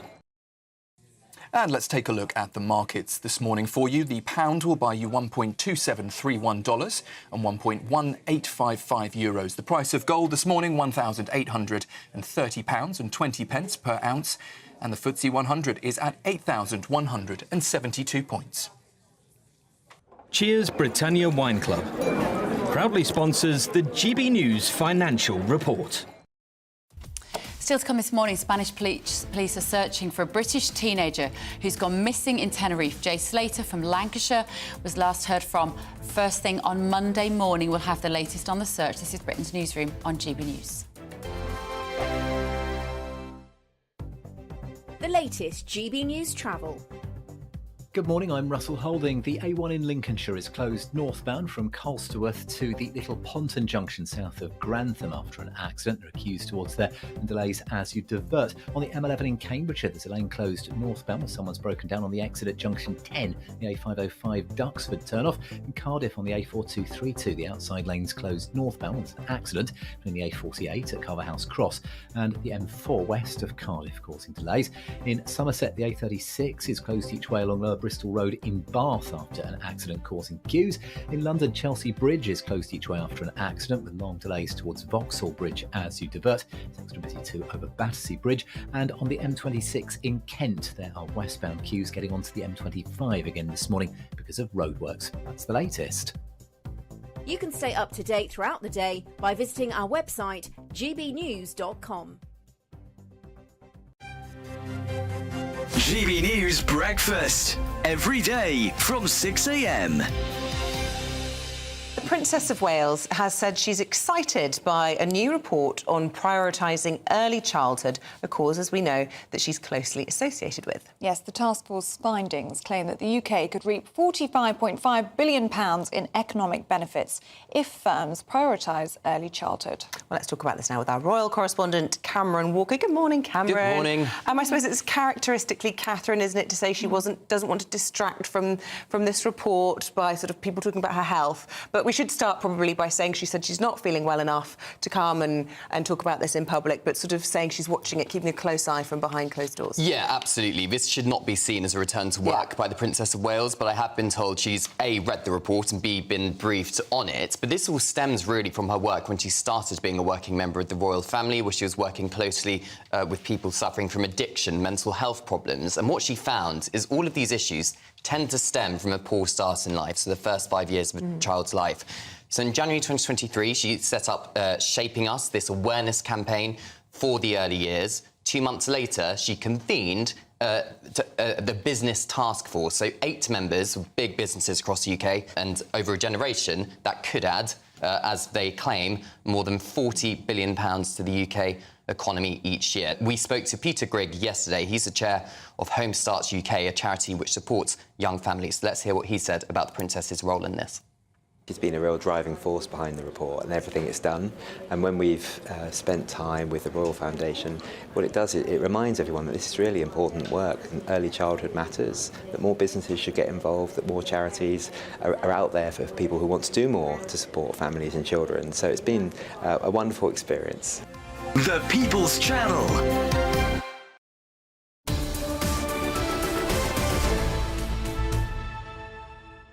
Welcome back, 10:37. Britain deserves better, apparently. That's the title of the Workers' Party manifesto as their leader, George Galloway, unveils it in just under 1.5 hours. But what can we expect? Well, join us now to talk us through it is our Northwest of England reporter, Sophie Reaper. Sophie, morning. A big moment for the Workers' Party.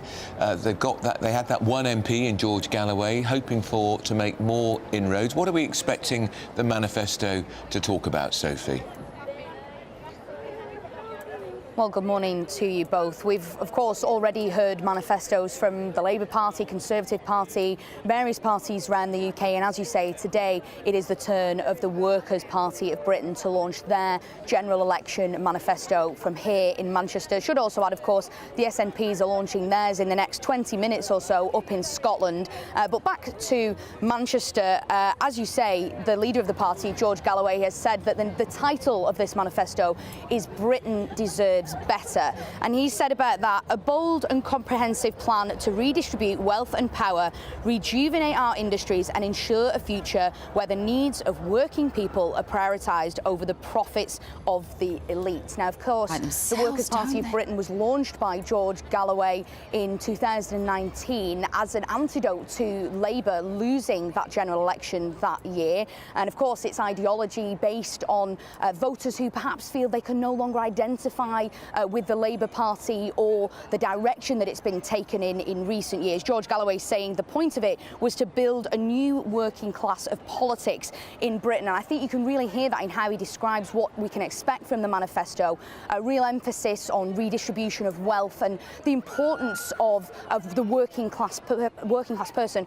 here in Britain. He's also said that he's very confident that his party will obtain hundreds of thousands of votes come the general election in just over 2 weeks' time. But I think given the changes to both parties and polling over recent weeks, it'll be really interesting to see how that influences not just the Worker Party of Britain's manifesto, but how George Galloway delivers it a little bit later on here in Manchester.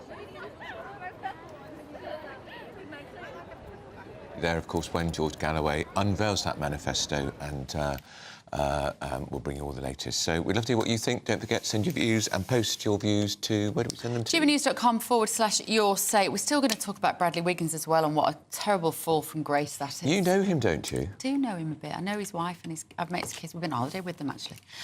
Because, I mean, one of the most successful sportsmen of all time. I haven't spoken to him in a long time, but you know what the thing is about elite sportsmen like that? It is a double-edged sword to have that sort of mindset whereby you are that driven and that irrational in a way. Wanting to push your body that hard is irrational. Thank God we have people like that because they make the world of sport so entertaining and brilliant to watch. He won the Tour de France and he won the London 2012 Olympics in the same year.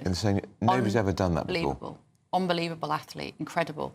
But that mindset that makes you so obsessive and addicted to the sport means that real life actually can often be quite difficult. And the house has gone, I think. Yeah, he's obviously he's divorced from his wife Kath now. They've got 2 teenagers, a boy and a girl, and it's really, really sad. I guess also when you're an international star, loved and feted, and then you retire from the sport, it must be like an air balloon deflating.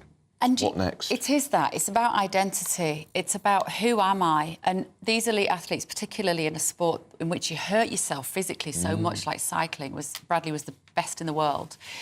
You often do it because you don't have a great sense of self-esteem. You've got to want to prove. You're always looking for approval. You're always looking to get adulation and gold medals and prize money. When that's taken away, then you're left asking, who am I? Sometimes there's a huge void left over there. Great sadness, isn't it? Great sadness. And the talk is he might have to sell his medals.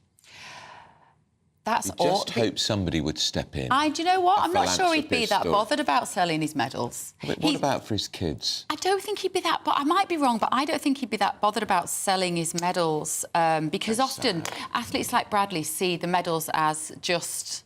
That's nothing. It's what I did. It's not who I am now. I've got to move on. They don't really have a sense of feeling that they're ever good enough at what they do. And so the medals, in a way, they're just kind of I suppose, because of the amateur status of the sport, he probably didn't make much money. Oh, no, he was a multi-millionaire. He's worth 30 million quid. Cycling is a very, very profitable sport. So it really he had massive payment from his team, his international team. He lost 13 million quid. He was a very, very wealthy man. Very wealthy man. And I do hope that Kath and the kids are OK. I hope that they've gone... I hope that she's financially supported, because, of course, she gave up everything of her life to support him to win his Olympic medals and his Tour de France victory. You give up everything as a family. I mean, I'm talking, obviously, my ex-husband had 2 Olympic gold medals. I know of what I speak. Yeah, quite. You know, it's not always a journey paved with gold. And those men are amazing at what they do. They're amazing human beings, and thank goodness we have them, but not easy to live with. Be like, train me for sitting next to you. You should hear what he says about living with men. Yeah, well, my ex-husband is now standing as a Tory candidate, so that's a slightly different... Don't say the constituency, we have to name them all. Right, up next, we're going to be speaking... This is a terrible story that's broken this morning to the former head of a missing persons unit as the search continues for 19-year-old Jay Slater from Lancashire. You're with Britain's Newsroom on GB News. Hello and welcome to the latest update from the Met Office for GB News. It's a beautiful start out there today and it's going to be fine for the vast majority. Warm, sunny spells One exception, the far north and northwest of Scotland, where it is turning cloudier, and there will be some outbreaks of mostly light rain as the breeze picks up through the morning. Otherwise, plenty of sunshine out there. The showers and thunderstorms that some spots received yesterday, a thing of the past. It's going to be settled as a ridge of high pressure builds in, and in the sunshine, feeling pleasant enough. Temperatures not far from average. It's no heat wave, but highs into the low 20s in the south, mid to high teens further north. However, there is an exception to the mostly fine rule, and that is across central and especially northwest Scotland. You can see there for Lewis and Harris, outbreaks of persistent rain moving in, the breeze picking up as well. It's going to be a blustery night with that rain and the winds picking up. Across southern and eastern Scotland, 1 or 2 showers, otherwise largely fine. Northern Ireland, sunny spells to end the day, and plenty of fine weather across England and Wales. It's going to stay warm into the evening with light winds as well. Summer, finally, across many parts of the UK. Into the early hours of Thursday, the rain across Scotland tends to ease. It's a relatively weak front, although a few spits and spots could turn up across the north coast of Northern Ireland, as well as through the central belt. But for the vast majority, it's a dry start to Thursday. Temperatures in some shelter spots in the single figures, light winds, so a fresh start, but quite quickly it will warm up and there'll be plenty of sunshine on offer into the afternoon. Once again, for the vast majority, it's a fine day. However, for the south coast, just the chance that a few showers will turn up later in the afternoon. Where we've got the sunshine, feeling pleasant enough. Temperatures a little higher compared with today, with highs of 22 or 23 degrees. This is GB News, and we are Britain's election channel. This vote may seem to be about the politicians in the media, but it's actually about you. And we won't ever forget that. Join us up and down the country as we follow every moment together. Now more than ever, it's important to hear all sides as you make your decision ahead of polling day. We're here for you. This is GB News, the People's Channel, Britain's election channel. Hi there, I'm Michelle Dewberry, and I'm going to take a second to tell you all about my show, Dubes & Co. We start off with the issues of the day. We then bring in both sides of the arguments. We get rid of the disrespect, and then you throw me into the mix. And trust me, I'll tell it exactly how it is. And then, of course, the magic ingredient, you at home. We mix it all together, and what have we got? In my opinion, the best debate show in town. Monday to Friday, 6 till 7 on GB News, Britain's news channel.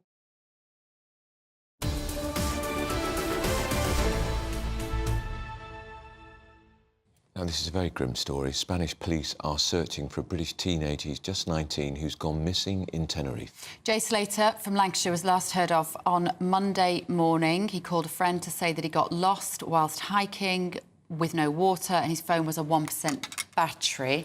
So we're going to talk now to the former head of Lambeth Missing Persons Unit, Mike Neville. Mike, this is, for any parent, the worst nightmare, isn't it? His mum's already in Tenerife to help in the search. Probably can't do much, but she obviously doesn't want to be sat at home waiting by the phone.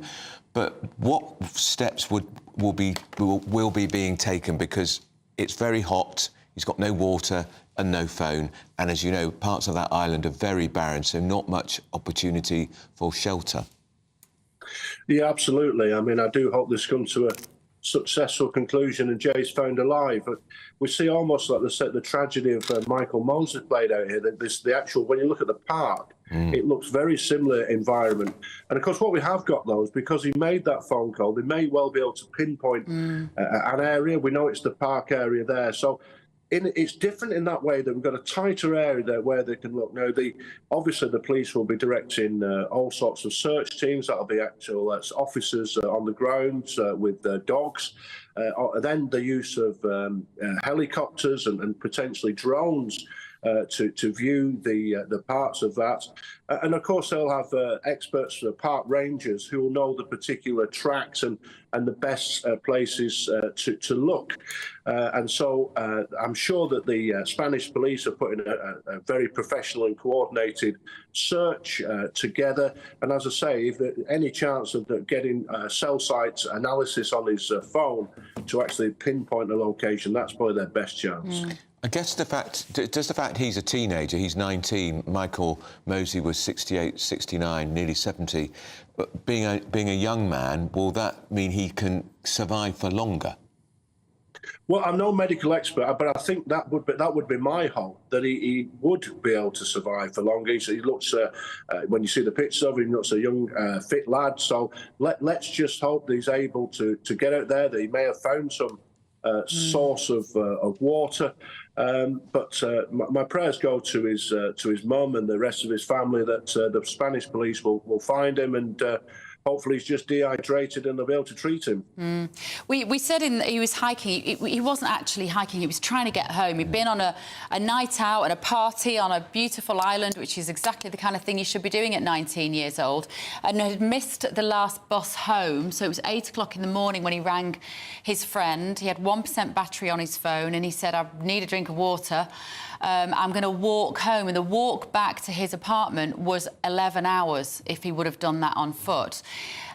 Would the first point of looking, Mike, is inevitably going to be that route, correct? From where he was last seen to where he wanted to end up, and taking people along that route? Absolutely, but as I understand it, the phone call was made at 8:15. He'd already set off in the middle of the night, I think. This is the trouble. So I think he set off in the middle of the night to walk that distance, which, as you say, is 11 miles. So, of course, the park rangers will be able to estimate the distance that they'd be able to cover. And absolutely, they'll be looking at what's the, as the crow fly routes, and go on that. And that will be searched by officers and rangers, and then they use the drones and the helicopter to search any other areas. But the good thing here is I think it's away from the sea. The danger is if people go in the sea, then that really is a problem. But it does appear to be on land in the island. Yeah. Mike, how many people go missing every year in the UK? The numbers are astonishing, aren't they? The numbers are massive. There's thousands and thousands of people go missing. But when I worked on the Random Missing Persons Unit, of course, the vast majority of those return within a very short amount of time. There's very few people are missing for much more than a day or a couple of days, and then very, very, very few who are missing for more than that. There's handfuls of people who actually vanish and are never found again. So the chances of finding him are very high.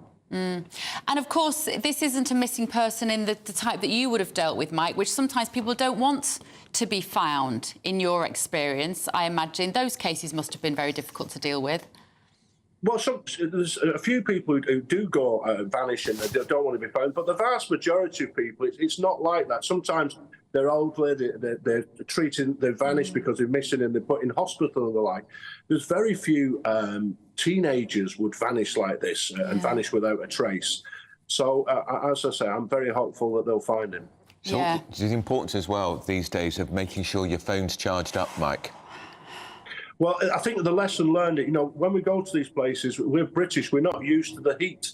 No. And the heat on the continent is incredible at the moment. So anybody of any age who's thinking of walking over barren areas or out of the way of civilised places has really got to think again, because I've had a friend just come back from Turkey. The heat is unbearable.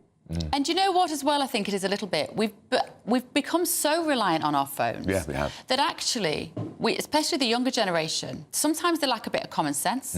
Because they think, well, if something happens, I can use my phone, not thinking, right, if I haven't got my phone, have I got water? Right. Can I find shade? Have I told someone where I'm going to be? Did he have a hat on, even? All that stuff, that common sense, survival tips and understanding about life that our generation had, because we had to have 10p to find a phone box if anything went wrong. Well, I was a young soldier, so I can admit to being daft when I was a young man, so I can forgive Jay and anybody else that is a teenager who does a silly thing. Absolutely. I just hope this silly thing that he's done doesn't result in serious injury. So, let's hope it turns out well. But having seen the Greek police, I think the Greek police did relatively. They were really dedicated to trying to find Dr. Mosley, and I think the Spanish police, having worked with them, will be just as professional. Yeah, I'm sure. OK, Mike, good to see you. Mike Neville there. My youngest, I've confiscated her smartphone at the moment. She's all sorts of reasons, but it's gone.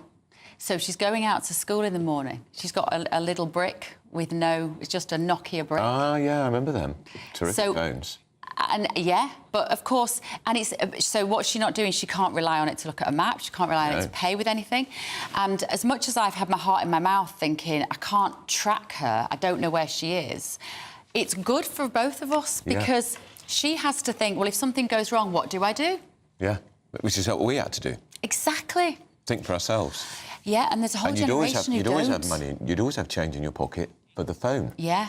Let us know your thoughts. That's right. gbnews.com/your say.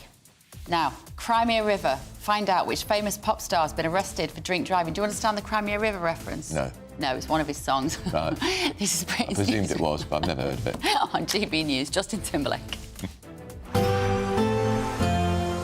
A brighter outlook with Box Solar, sponsors of weather on GB News. Hello and welcome to the latest update from the Met Office for GB News. It's a beautiful start out there today and it's going to be fine for the vast majority. Warm, sunny spells. One exception, the far north and northwest of Scotland, where it is turning cloudier and there will be some outbreaks of mostly light rain as the breeze picks up through the morning. Otherwise, plenty of sunshine out there. The showers and thunderstorms that some spots received yesterday, a thing of the past. It's going to be settled as a ridge of high pressure builds in, and in the sunshine, feeling pleasant enough. Temperatures not far from average. It's no heat wave, but highs into the low 20s in the south, mid to high teens further north. However, there is an exception to the mostly fine rule, and that is across central and especially northwest Scotland. You can see there for Lewis and Harris, outbreaks of persistent rain moving in, the breeze picking up as well. It's going to be a blustery night with that rain and the winds picking up. Across southern and eastern Scotland, one or two showers, otherwise largely fine. Northern Ireland, sunny spells to end the day and plenty of fine weather across England and Wales. It's going to stay warm into the evening with light winds as well. Summer, finally, across many parts of the UK. Into the early hours of Thursday, the rain across Scotland tends to ease. It's a relatively weak front, although a few spits and spots could turn up across the north coast of Northern Ireland, as well as through the central belt.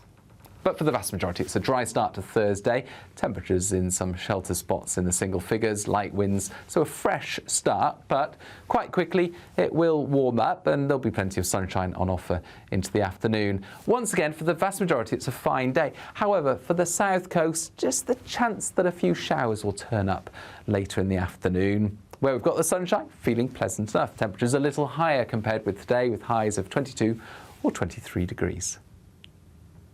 That warm feeling inside from Boxed Boilers, sponsors of weather on GB News.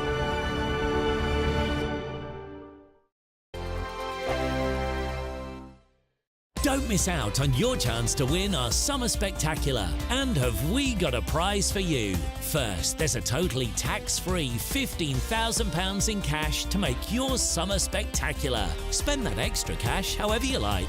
You'll also win a brand new iPhone, Apple AirPods, and if that wasn't enough, a £500 voucher to spend at your favourite UK attraction, so you can enjoy amazing days out this year. For another chance to win the iPhone, treats, and £15,000 cash, text prize to 63232. Text costs £2 plus one standard network rate message. You can also enter online at gbnews.com/win. Entries cost £2, or post your name and number to GB06 PO Box 8690 Derby DE1 9TT. UK only. Entrance must be 18 or over. Lines close at 5 p.m. on the 28th of June. Please check the closing time if listening or watching on demand. Good luck.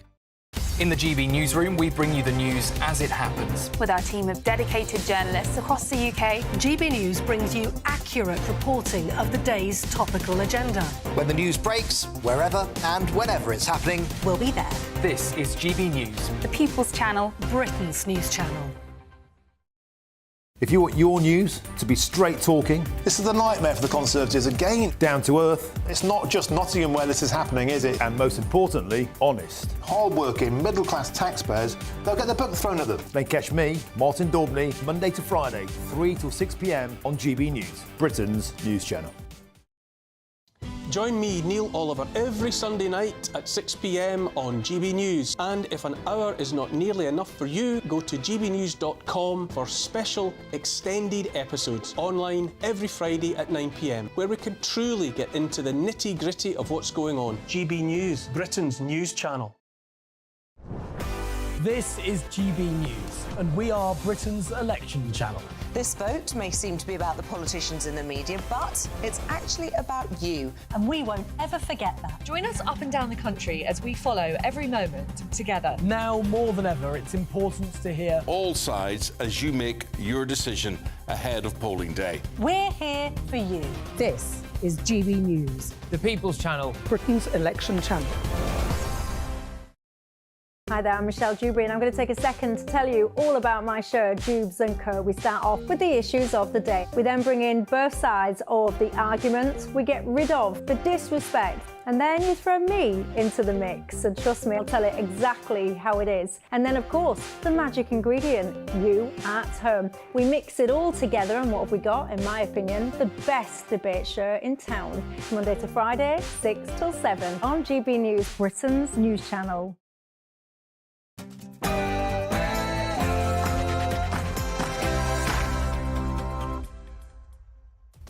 11 a.m. on Wednesday the 19th of June. This is Britain's Newsroom on GB News with Andrew Pearce and Bev Turner.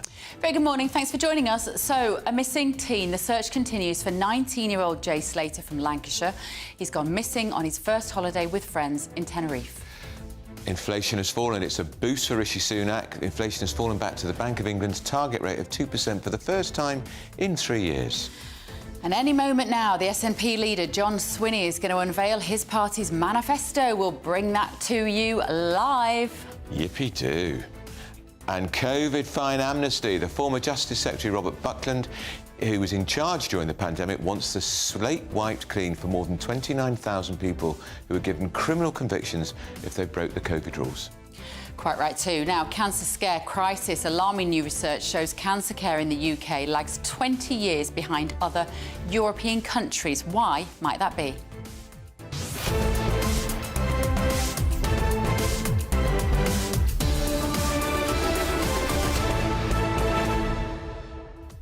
Plus, Mike Parry and Stephen Pound will be back here in the studio with us to tackle some more stories from the morning. gbnews.com/your say to read your messages. We haven't read any out yet this morning. It's been a packed show. First, though, latest news with Sam Francis.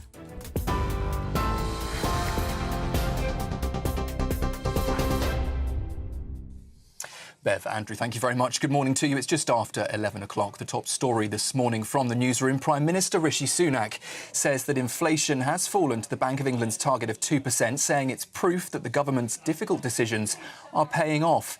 Most analysts were forecasting that drop, which is down from 2.3% in April. That's lower than Germany, France and the US. It marks the first time the Bank of England's target has been met in nearly 3 years. The Conservative Party says it will make a difference to how people feel about the cost of living. However, experts are predicting interest rates will still be held at 5.25%, dampening any hopes for an early summer rate cut. Well, Work and Pensions Secretary Mel Stride told us this morning that it's further proof that the economy is improving.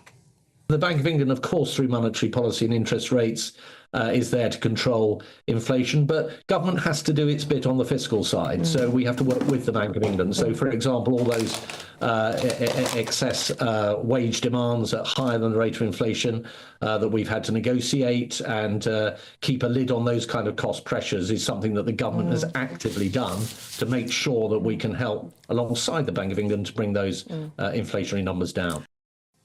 Mel Stride there speaking to us earlier. Well, Labour's Shadow Chancellor Rachel Reeves is warning the cost of living crisis isn't over and says prices are still going up.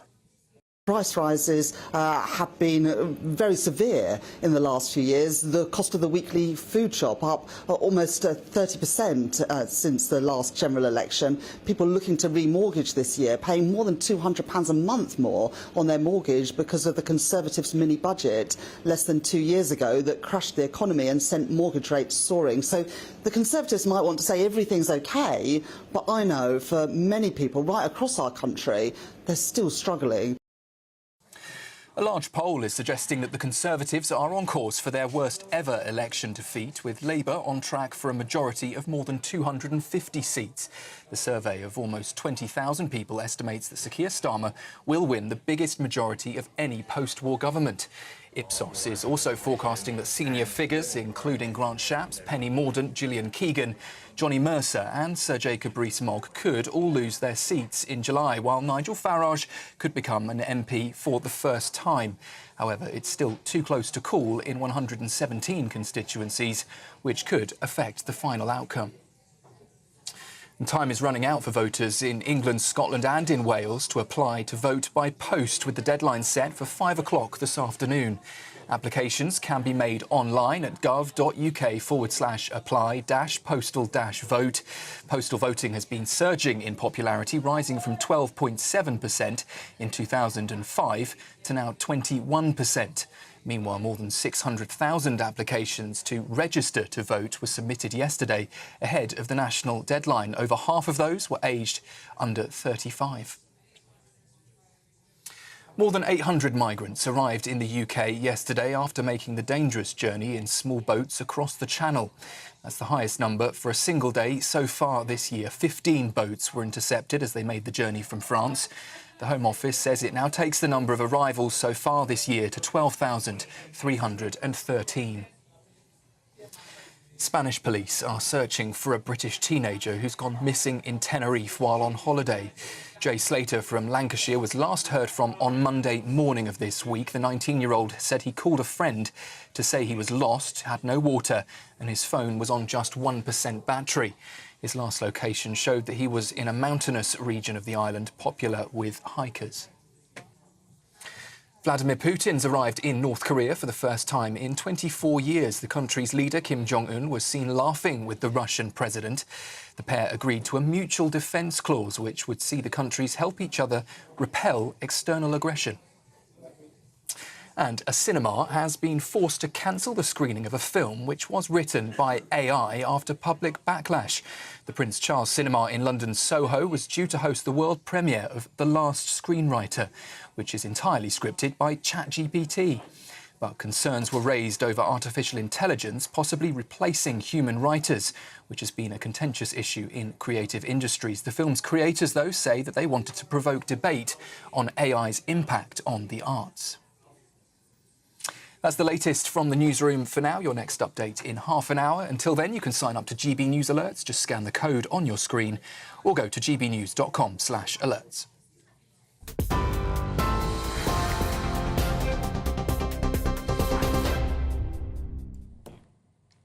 Right. Do you know what I was thinking? Do you know what? I know we're on the telly. You were thinking? Do you know what I was thinking? There's an achievement. There's no future for you in politics. Well. I was gripped by that story in the bulletin about the movie that's been cancelled because it was written entirely by AI and what that might mean for writers and the industry. Anyway, we might get onto that in a little while. 11:06 with Britain's Newsroom with Andrew Pearce and the slightly distracted Bev Turner. We've also got former Labour MP Stephen Pound with us and broadcaster Mike Parry. They want to talk about Bradley Wiggins, don't you, chaps? Well, I think it's worth talking about. It's a very sad story, isn't it? It's an extremely sad story. I've been keeping in touch with this. It first broke last week that he lost his £13 million fortune and declared bankrupt. That was found out by a Daily Mail reporter who tried to go to the barn, the converted barn in Cheshire that he lives in, only to be told when he got there, no, he doesn't live here anymore. I'm sorry, this has gone into receivership and been seized by the mortgage company. However, it's got worse this morning when there is an account of Bradley Wiggins having recently seemed to have been living in the back of an abandoned van. Yeah. Amazing. £13 million gone. Nobody's seen hide nor hair of him for a long time.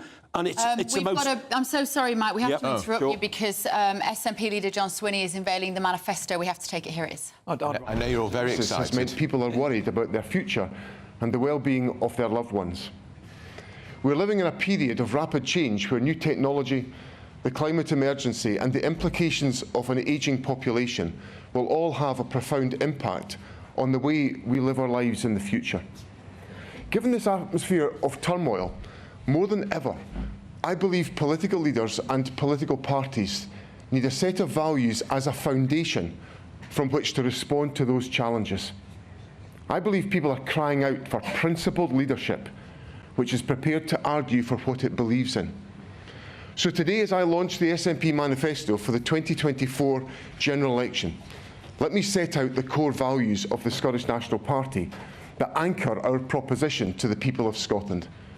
We are a moderate left-of-centre party in the mainstream of Scottish public opinion, firmly rooted in the ideas of inclusion and internationalism. We will always put the interests of people in Scotland first, wherever our people were born, wherever our people have come from.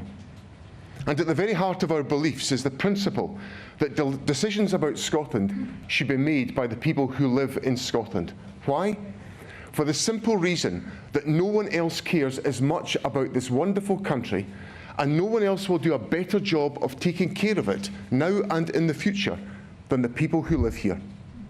It is through independence, therefore, that we believe we can build a fairer country and a more prosperous economy we know is possible.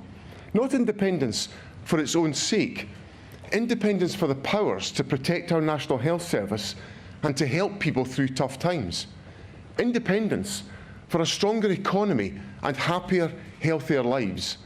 And independence for a better future for Scotland, made in Scotland, for Scotland. It is those values that govern our overall approach and the content of this manifesto. So let me outline the choice the SNP offers to the people of Scotland at this election. First and foremost, we are the only party arguing for an end to the spending cuts. The arbitrary Tory fiscal rules adopted by Labour bake in more eye-watering cuts, £18 billion of cuts. The SNP manifesto argues for new, sensible fiscal rules that will end the cuts, reverse the £1.3 billion cut to Scotland's capital budget, and invest in public services, starting with the health service.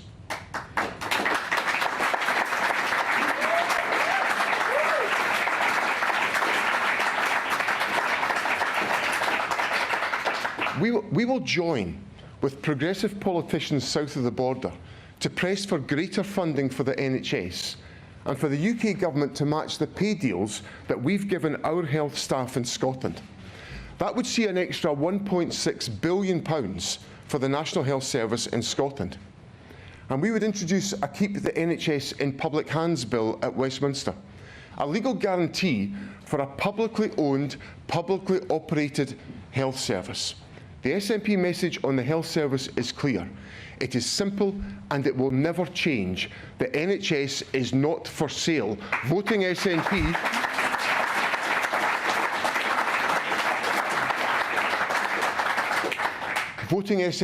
is a vote to protect our public services and our precious National Health Service. Friends, I've made clear the focus of my government will be to eradicate child poverty. The two-child benefit cap makes things much, much worse. It is the exact opposite of what the UK government should be doing. Introduced by an uncaring Conservative government, it is frankly beyond me that the prospective Labour government plan to keep this deeply damaging policy. SNP MPs will press for the two-child benefit cap to be scrapped. The future of the two-child cap is a simple test. Are you in government to help children out of poverty, or are you so morally lost that you push kids into poverty? Our choice to abolish the cap is obvious, and it is driven by our values, and we will assert that in the House of Commons after this election.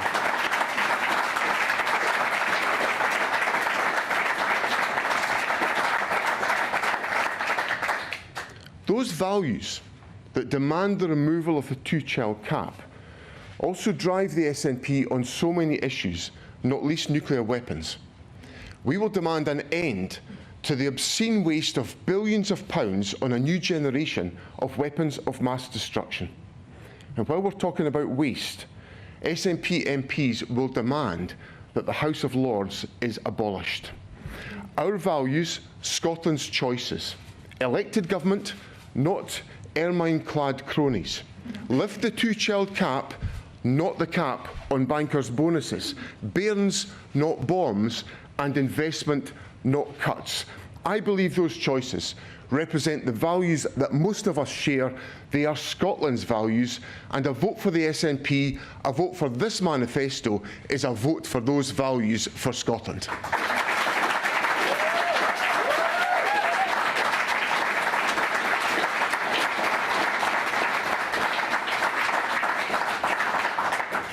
Friends, every election is a choice. Over recent years, the outrageous Westminster power grab has been designed to reduce the choices Scotland can make for itself. That must stop. The devolution-busting Internal Market Act must be revoked. Westminster routinely passing laws in devolved areas without the consent of the Scottish Parliament must end. For Scotland's workers, we will support the end of exploitative zero-hours contracts, the unacceptable practice of fire and rehire, and we will fight to scrap the so-called Minimum Services Level Act, which is an attack on the right to strike. Fighting austerity against Westminster austerity cuts, for our National Health Service, for better working conditions, and against the Westminster power grab. Working whenever we can with others to promote practical, moderate, left-of-centre policies. That is what the SNP are offering the people of Scotland at this election. We will stand up for Scotland at Westminster, and we will put the interests of Scotland first in the Westminster Parliament. But we know that the Westminster system is broken, no matter how much we try to mitigate its impact. I think most people in Scotland know that too. So our ambition is to transfer power from Westminster and into the hands of the people of Scotland. Taking decisions in Scotland for Scotland works. Using the limited powers of the Scottish Parliament has had a real impact on people's lives. The SNP has introduced a more progressive tax system to help fund the NHS and other public services.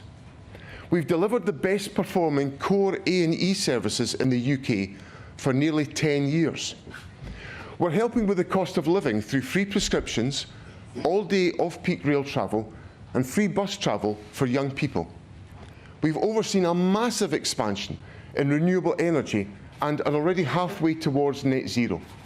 We've delivered many more affordable houses per head of population than England or Wales.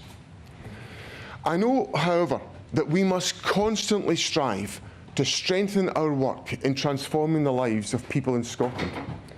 Through measures such as the Scottish Child Payment, we're keeping an estimated 100,000 children out of poverty. That is the SNP in government at Holyrood, working day in, day out to earn and re-earn the trust of people in Scotland.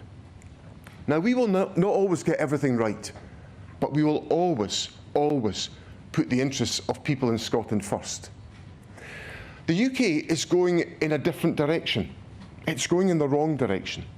Far too often, the interests of Scotland are ignored altogether.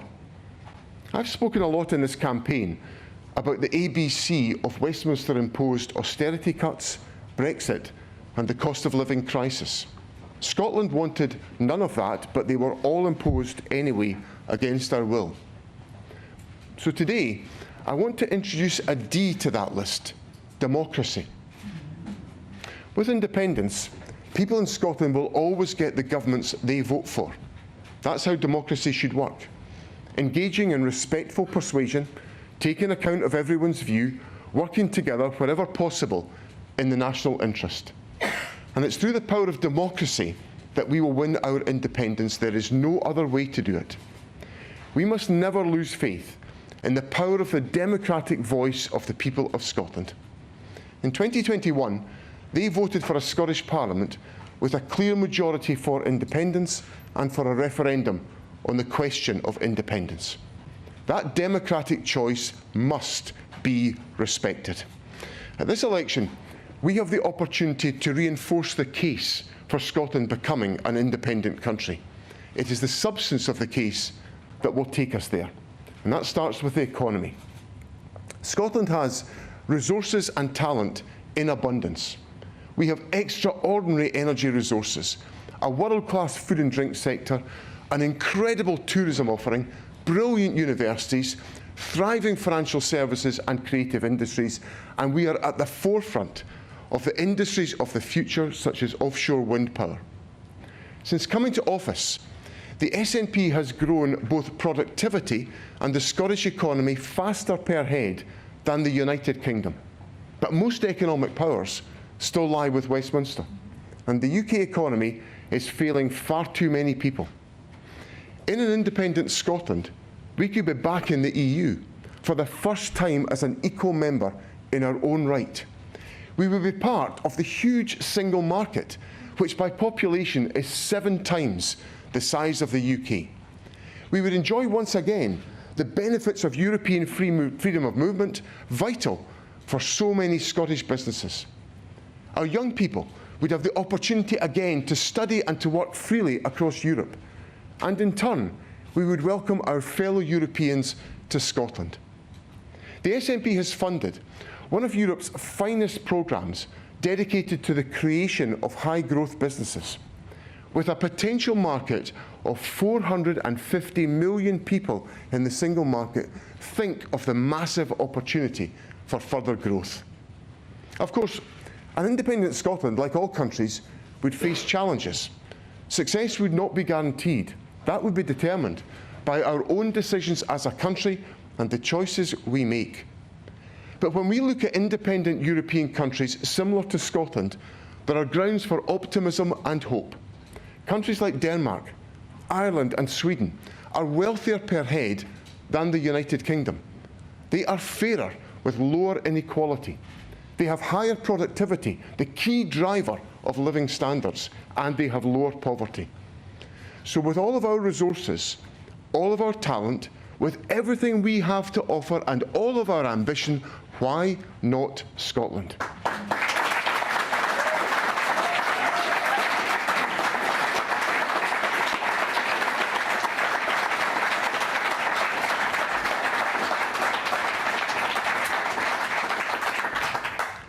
In an independent Scotland, people would have a constitutional right to access a system of healthcare free at the point of need. The threat of creeping Westminster privatisation would be over for good. Staffing in our health and care services would not be subject to a hostile Westminster migration policy, and our public services would not be subject to disastrous Westminster austerity policies. So never let anyone tell you that independence is separate from people's daily lives and concerns. It is fundamental to their lives and their concerns. It is about where decisions about Scotland are made, decisions over our economy, our health service, our living standards. So on July the 4th, I'm asking you to vote SNP. I'm asking you to vote SNP to put the interests of people in Scotland first. I'm asking you to vote SNP for a future made in Scotland for Scotland. Thank you very much. So that was John Swinney, the SNP leader. He's not a dynamic speaker, is he, Bev? No, not really. Fair to say. Is it soporific? If we should say what Stephen Pound described him as... May I quote you, Stephen? Of course you can. He said he looks like an undertaker explaining to you that he's lost a body. That's very good, actually, that's almost correct, isn't it? Because the body politic of the party he represents is lost, isn't it? It really is. Yeah. It really is. Yeah. We were talking about Bradley Wiggins. Yeah, we will. And just tighten it up again like that. You've got to feel sorry for this guy. 5 Olympic gold medals. The first Englishman... Sorry? Not John Swinney. Oh, sorry. No, Bradley Wiggins. Bradley Wiggins. First Englishman to win the Tour de France, thank you very much indeed, and then blazed his way through great commercial deals to create this £30 million fortune, which now has literally simply vanished. It's a horror story. It is. Really? But isn't it interesting that Bradley Wiggins, there was a period, he was the best-known, most popular face, the most widely publicised face anywhere in British sport. You know, he looked like somebody out of Oasis, but he had that great look with the sideburns and, you know... Absolutely right. He was a mod. But he was absolutely... Everybody knew it. And I would have thought that man has got an an absolute golden future in front of him. Yes, I totally agree. It's a bit like, I mean, we heard the sad news about Kevin Campbell, you know, the Everton striker who just died, I think the man who scored 83 Premiership goals and never played for England. About 53 or 54. 54 he was. No, yeah, I know, very, very young. But the point being that he was bankrupt when he passed as well. He got involved in some investment thing which HMRC sued him for $3 million, I think. Yeah. And also, can we just say, I think he's got 8 Olympic medals. 5 gold. 5 gold. Yes, exactly. Yeah. You're absolutely right. And 3 silvers, I think. Extraordinary. Yeah. And can we also please refer to him with his proper title? He is Sir Bradley Wiggins. Can you believe that? Right. He's a knight. You know, he was one of those very rare men who got his knighthood while he was still practising his sport, like Sir Andy Murray. You know what I mean? A very unhappy childhood, though, too, didn't he? Oh, he had very a terrible childhood. His father was an but very courageous, the way he addressed it. Haven't we, that he was abused by his coach? That's right, when he was 13. For 3 years. For 3 years. Absolutely terrible, yeah. The last sighting of him was that he was walking up and down outside a house which they think he might have been living in as rented, chain-smoking cigarettes while on his mobile phone. And Bradley Wiggins chain-smoking cigarettes? Yes, I can't believe that, and that is an image that you think to yourself, my God, you know, how sad. It's that addictive personality. They're addicted to exercise, but then they can so commonly become addicted to something else. Particularly, I mean, you know, you're a swimmer. You know how some people are fanatical swimmers, and I know, you know, people who get up at 5 in the morning and then they practice swimming laps. With him, he must have given so much energy into that. You're quite right. It becomes an addictive personality. Take that away, and what have you got? But he's also lost his family as well because the marriage has ended. There's young children involved. It's so sad. Well, let's see. I mean, listen. The thing is about these sportsmen. Maybe he's not lost his children. I'm sure he can, I think he's got a good relationship with children. These sportsmen, sometimes, if they can channel that focus, he could probably bring his life back round again. Hope so. Well, you know, and maybe make a success of it again. Well, we all hope so, but the problem is they find out that once you climb off your bike, there's not a lot else you can do. Do you see what I mean? That is a rule. Once a boxer steps out of the ring, there's not a lot he can do. Mike Tyson found out that, you know, apart from punching people in the face a lot, he wasn't very good at doing anything else, you know? Well, the great tragedy, you think of Joe Louis, one of the greatest ever all-time boxers. Yes. He spent the last 25 years of his life as a doorman in Las Vegas. But you look at, I mean, talk about cycling. I mean, Chris Hoy, he's done all right. You know, he was probably our second. Circus Hoy too, wasn't he? You know, and Laura Trott, you know, they've done some of them. We're very good at cycling. But they have years of being fated. They're in a community. They're in a team, and then it ends. But isn't it? It's very similar to when you come out of the armed forces. Yeah. People, when you spent your time in the armed forces, every day you know what rig you're going to have to wear, what you're going to do. You come out and you stagger out of the dockyard gates. And you think, what do I do now? The other issue is when you're as powerful and as famous as Bradley Wiggins, Sir Bradley Wiggins, and Mike Tyson, nobody says no to you. Nobody ever says no, and they should have been saying no on a lot of occasions, for a lot of issues. You see what I mean? And they're too frightened to, because you might then get pushed to the edges of the king of Bradley, the king of Mike Tyson. You know what I mean? Mike Tyson might bite your ear off. Yeah, exactly. Why James Crowell did very well after he retired because he had a wife that was always telling him no. Right, moving on. How much is a beer going to be in 2040, Mike? My God, I can't believe this story. It says that beer is going to reach £25 a pint by 2040. £25 a pint. Now, what is it now? At the moment in London, if I go out of here and go into a pub, I will pay £5.50 for or £6 for a pint of beer. Now, Mr. Pound and I were just asking each other what was the price of a pint of beer when you first went into a pub and bought one. In my case, it was 17p. When I was a student in Nottingham, there was a scruffy little bar at the end of the road called the Grove Hotel, and a pint of it was 17p. So what year was that? That was 1972. Yeah. Right. 1972. I mean, I hate to admit in public, but I actually remember buying a pint of Double Diamond. I remember Double Diamond. Double Diamond works wonders, works wonders. Yeah. And do you remember the Party Sevens? We had it at Christmas. Right. Yeah, at Christmas. Was it a lager? No, that's when the ladies would always have a snowball. or a baby sham. Or a port and lemon. Or a baby sham. Oh, no, you were middle class. Baby sham. We were not. Yes. Those cans, they came with their own handle and pump. Listen, talking of what we eat and drink, this is a terrible story on the front page of The Guardian today about the fact that UK children are shorter, fatter and sicker because of this awful diet and poverty. It's all right. They're all going to get free breakfast when Labour win the election. Yeah. Well, I hope it's a sensible, proper avocado on wholemeal bread or something like that. It won't be. It'll be sugary cereal, I bet you, in the schools. OK, I mean... They need an egg. Here's the real conundrum.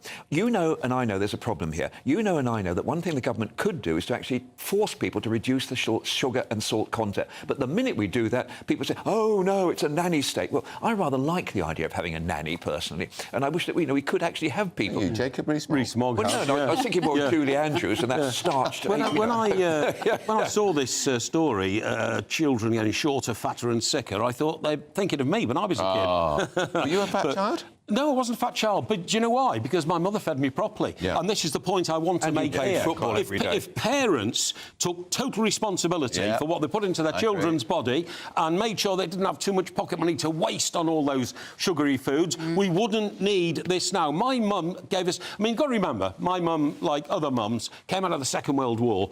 They had no money, and every penny counted. So my mum could get, 3 meals out of a potato, you know what I mean? And they were used to rationing, which went on to the early 50s. When I was born, I was born with a ration book. How about that? OK? Now we waste, unfortunately. And do you know what, as well, it is about guilty parents. We've all been there. When you feel guilty, when you're both working full-time and the kids say, can I just have a takeaway or can I have a burger and chips? It's so easy to give it to them because you feel guilty. You get instant gratification and it is so addictive. That's the real problem. We've never had a takeaway ever when we were kids, but nobody did in those days. No. Well, I can remember, because I was one of 9, and I can remember one day Mum bought sugar puffs for breakfast, and we was, oh, these are smashing, these are really nice. That's the last time you'll ever see them. Correct. Back to cornflakes. But, Dr David Bull from the Reform Party got into a bit of trouble this week because he said we need to have a discussion about whether parents should be able to stay at home and the reform policy about marriage, tax breaks for married people. We do need to have that conversation. It's very controversial. I actually support that around the idea that we should be having that conversation. And I got a kicking on social media for saying that. Because the trouble is, the assumption will be that it'll be the mum that stays at home. Correct. Well, if you read the Beveridge report, the NHS was founded on the basis of the Beveridge report. The Beveridge report predicated 2 things. One is that women wouldn't work, so they'd stay at home, they'd look after the old. And the other thing, that men would leave school at 15, work until they were 65 and die when they were 75. And so everything was based on the fact that non-working women would take up the slack. And we used to respect women who stayed at home and looked after the kids. Well, now it's almost a term of insult. Oh, she's and it's outrageous. A housewife is actually a derogatory term, which is why we tend to say homemaker. And when Keir Starmer gets into trouble about defining a working person, does he not think a mum who stays at home with the kids is a working person? Absolutely, just an unpaid working person, right? That would drive you mad, that. Thank you so much for that. Sam Francis is waiting for us. Here he is with the headlines.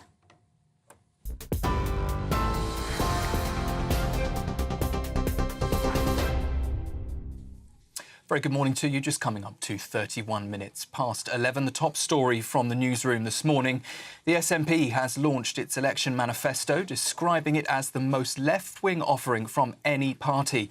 Speaking at an event in Edinburgh moments ago, Scotland's First Minister said his party will push the next government in Westminster to boost healthcare funding in Scotland by £1.6 billion a year. John Swinney says both Labour and the Conservatives present a clear and present danger to the future of the NHS. Inflation has eased to 2% today, increasing the prospect of an interest rate cut within months. It's the first time in nearly 3 years that the figure's been at the Bank of England's target. Chancellor Jeremy Hunt says it's because of the Conservatives' plans for the economy, but Labour says the government has nothing to do with the figure. A large poll suggesting the Conservatives are on course for their worst ever election defeat, with Labour on track for a majority of more than 250 seats. The survey of almost 20,000 people estimates that Sir Keir Starmer will win the biggest majority of any post-war government. The UK has seen its highest day for migrant arrivals so far this year. The Home Office says that 882 people made their way by small boat across the Channel yesterday. 15 boats were intercepted as they made that journey from France. It now takes the number of arrivals so far in 2024 to 12,313. Spanish police are continuing their search for a British teenager who's gone missing in Tenerife. Jay Slater from Lancashire was last heard from on Monday morning. The 19-year-old called a friend to say he was lost while hiking with no water and that his phone was on just 1% of battery. And Vladimir Putin is visiting North Korea for the first time in 24 years. The country's leader, Kim Jong-un, was seen laughing with the Russian president. The pair have agreed a mutual defence clause which would see the countries help each other repel external aggression. For the latest stories, sign up to GB News Alerts. You can scan the code on your screen or go to gbnews.com/alerts.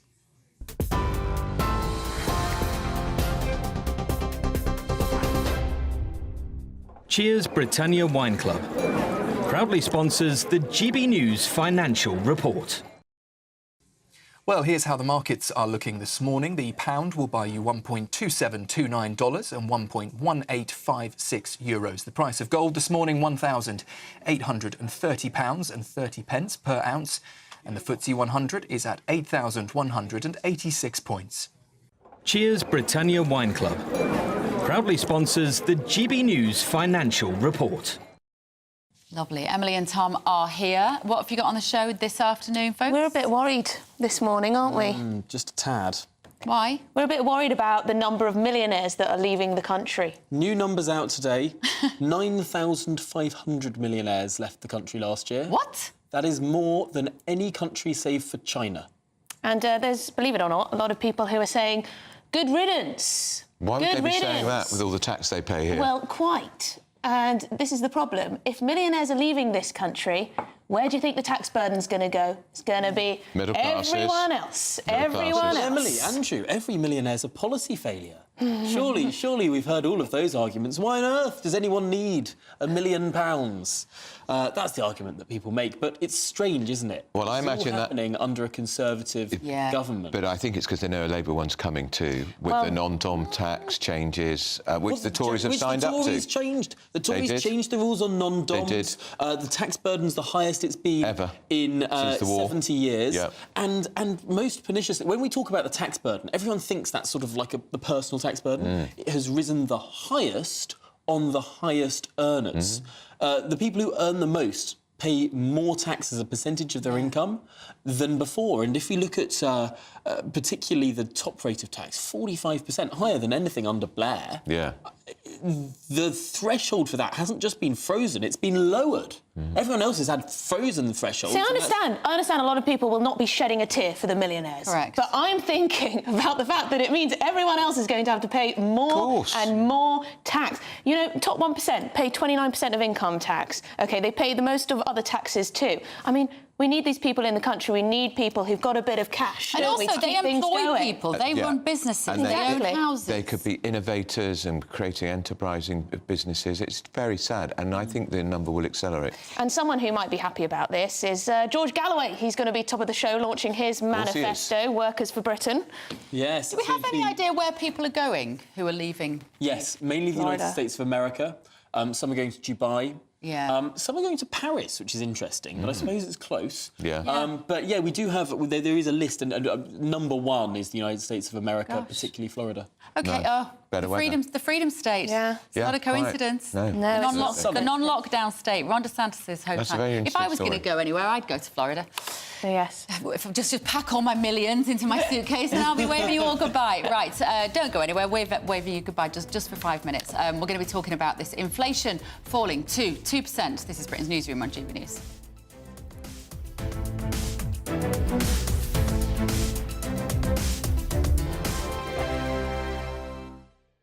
This is GB News, Britain's news channel. History lecturers at the University of Liverpool have been advised to problematise whiteness and heterosexuality in their seminars. They are saying that you should be guilty if you're white and heterosexual. Not using the long words they use, but that's kind of what they're saying. Yeah, but do you know what? History in this country is concerned with more and has been lived by more white people and more heterosexuals, right? And that's the history. I'll tell you something else, Dawn. This is Russell Group University material here. This is Liverpool. It's a really good university. The thing that really got me going apart from this, and I thought it was an AI generation of words input into a system to come up with from something. It's ridiculous. The main issue I have is the verb problematise. I've never heard of that before. So they should be prioritising grammar. Let's get first principles back in there firstly. It's just promoting anti-racism. It's not, Amy. It is, wait. It's just bringing the marginalised voices into the discussion. So no, what they're saying is look at British history through the optic of... all perspectives. So let's look at it from the perspective of a queer person growing up. Let's look at it from the perspective of somebody from... But that's not the majority. When I actually looked at the evidence, it's all about unpacking bias. And you have to admit there has been a white bias in history. No, there hasn't, because the facts... From a white perspective... Amy, the facts are, in history, most people in this country are white and heterosexual. Of course, but then there's still... So that's the history. ...voices that deserve to be brought into the discussion as much as the dominant... Look, like, that's all decolonising the curriculum is hearing all sides of the argument. I think... Which surely we at GB News love. We celebrate that. That's what we do. We do, but we're not telling anybody it's bad to be white or it's bad to be... Exactly. That is not what... Amy, it is. It is. Amy. The People's Channel. This is GB News and we are Britain's election channel. This vote may seem to be about the politicians in the media, but actually it's about you. And we won't forget that. Join us up and down the country as we follow every moment together. More than ever, it's important to hear all sides as you make your decision ahead of polling day. We're here for you. This is GB News. The People's Channel. Britain's election channel. Hi there, I'm Michelle Dewberry and I'm going to take a second to tell you all about my show, Jubes & Co. We start off with the issues of the day. We then bring in both sides of the argument. We get rid of the disrespect. And then you throw me into the mix. And trust me, I'll tell it exactly how it is. And then, of course, the magic ingredient, you at home. We mix it all together and what have we got, in my opinion, the best debate show in town. Monday to Friday, 6 till 7 on GB News, Britain's news channel.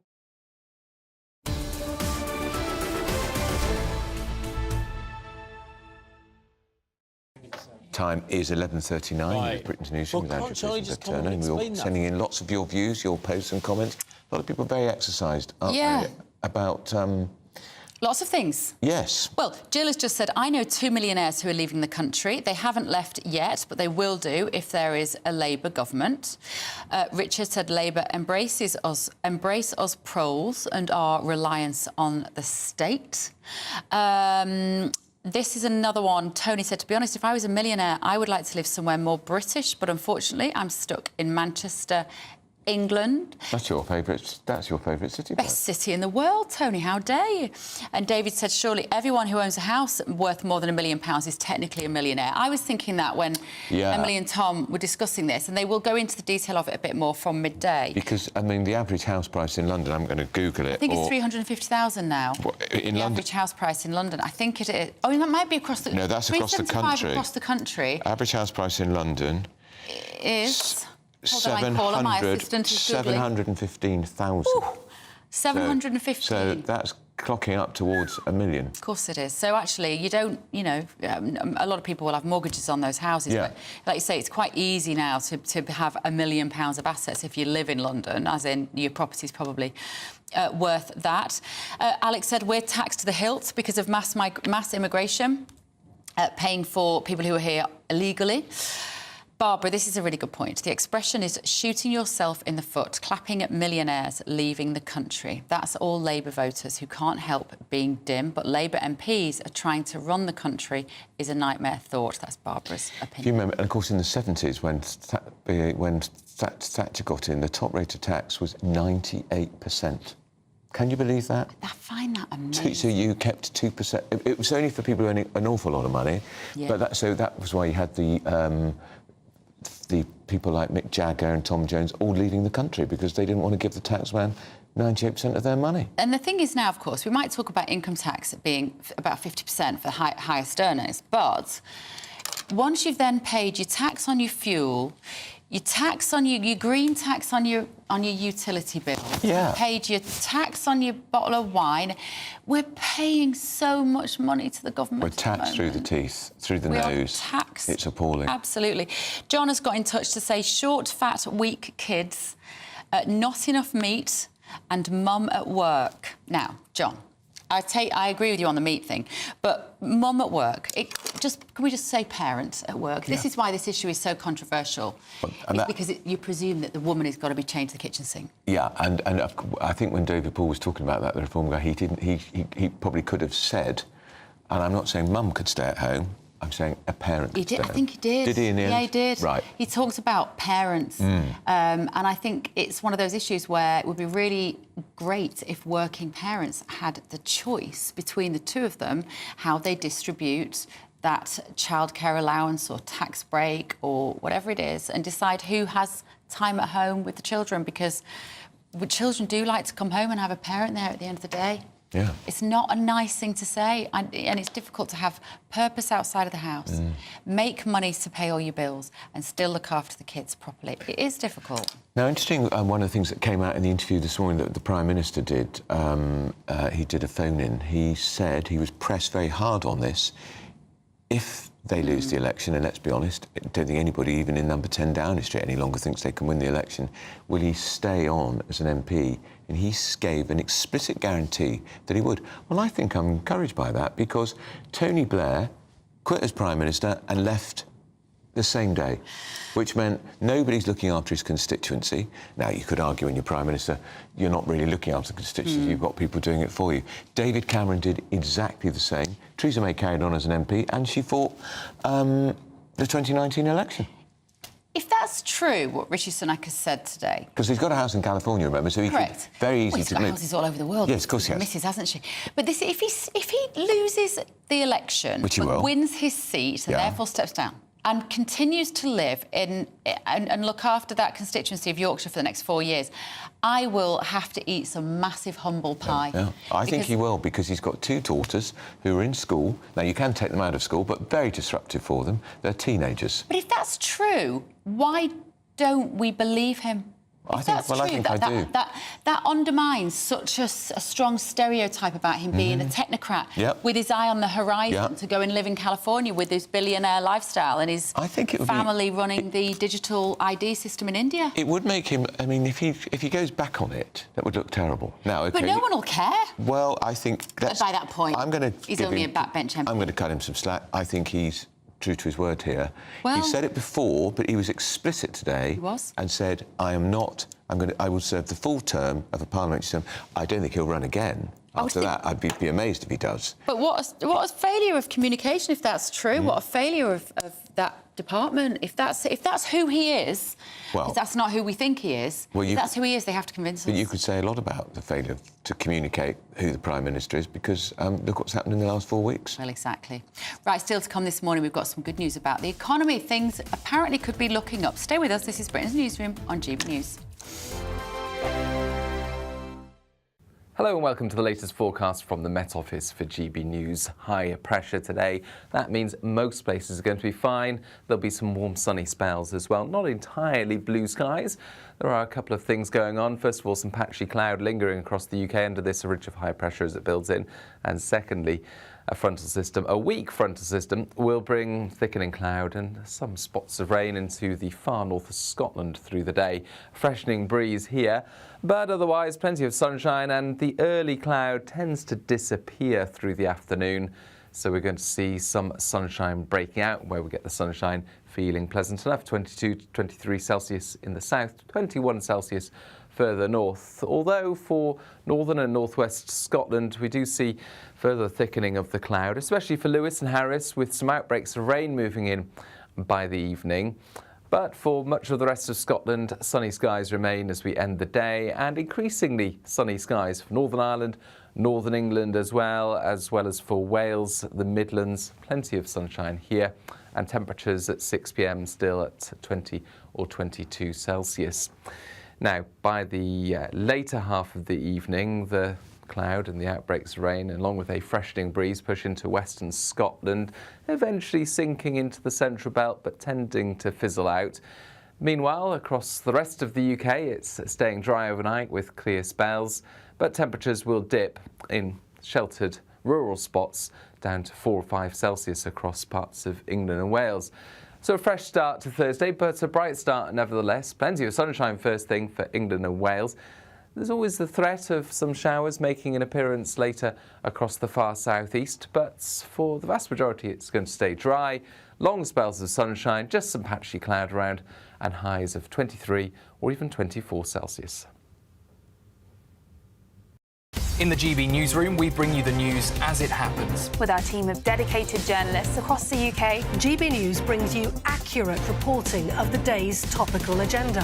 When the news breaks, wherever and whenever it's happening, we'll be there. This is GB News, the People's Channel, Britain's news channel. If you want your news to be straight talking, this is the nightmare for the Conservatives again. Down to earth. It's not just Nottingham where this is happening, is it? And most importantly, honest. Hard-working, middle-class taxpayers, they'll get their book thrown at them. Then catch me, Martin Daubney, Monday to Friday, 3 till 6 p.m. on GB News, Britain's news channel. Join me, Neil Oliver, every Sunday night at 6 p.m. on GB News. And if an hour is not nearly enough for you, go to gbnews.com for special extended episodes online every Friday at 9 p.m, where we can truly get into the nitty-gritty of what's going on. GB News, Britain's news channel.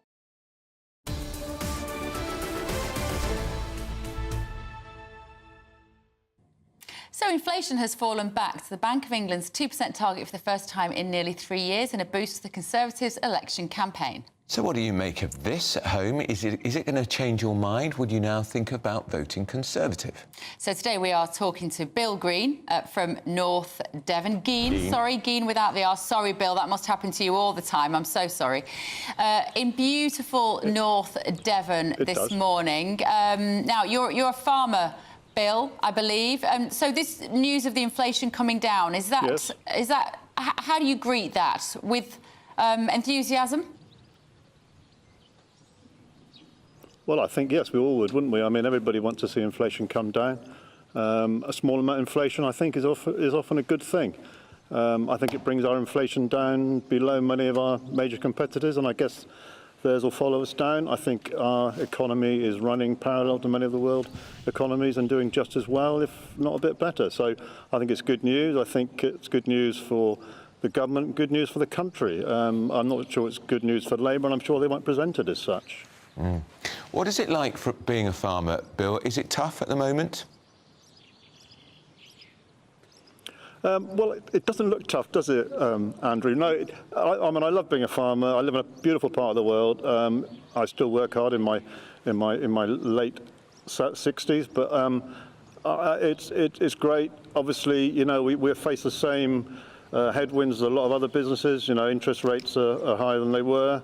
But they're not going up. I think they're more likely to come down than go up, which is great. We've got some stability there. As a sheep farmer, our prices have been pretty good lately. Cattle price is good. I think farmers on the whole are adapting well to the new situation since we left the EU, where we have now more emphasis on environmental payments and soil health and things like that. It's a transition, but farmers are very good at transitioning, and we've done it many times over the generations. Feel optimistic, Bill, about your industry, if we're looking particularly at a Labour government? An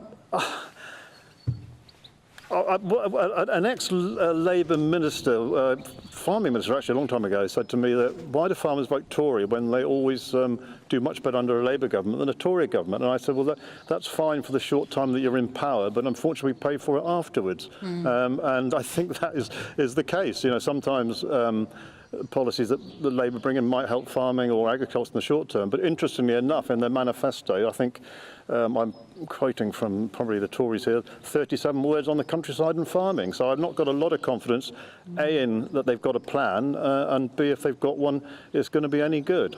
Whereabouts in North Devon are you, Bill? I'm just on the southern edge of Exmoor. So my land is the highest point in North Devon, which is probably the best views in the country, although other people disagree, I'm sure. How nice. How lovely. And is your day, does it start really early? Yeah, this morning, because I was going to do this interview, I had to plan around it, so I've been on the road with my tractor from 6:30, and I've just come in from cutting some grass for hay. Hopefully, you know, the sun's shining, I'll be able to make it nicely, even with a little drop of rain in the middle. Yeah, so full day, but I mean, the weather's so nice. What better place to be and what better job? Well, Bill, I am heading down to Croyd Bay tomorrow, which is very close to where you are. There's a big music festival there this weekend. Yes, there is, isn't there? Yes. Yeah. Well, yes. Watch out for my tractor is all I would say. I will do. Well, I will give you a wave. They actually clear the sheep off one of those fields looking over the beach just for the weekend at Ocean Fest.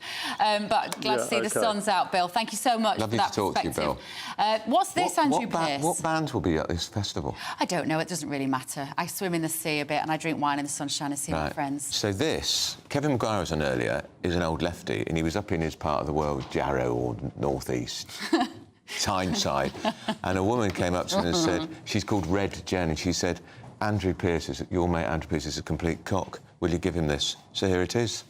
I thought it's because you have a cockfight between you, the two of you. No, she thinks I'm a complete cock. I said, well, it's a badge of honour. I'm going to keep that. My cats will probably think it's a real one. If you're listening on the radio, I just want to be really clear. We've got a picture of a chicken, a sculpture of a chicken.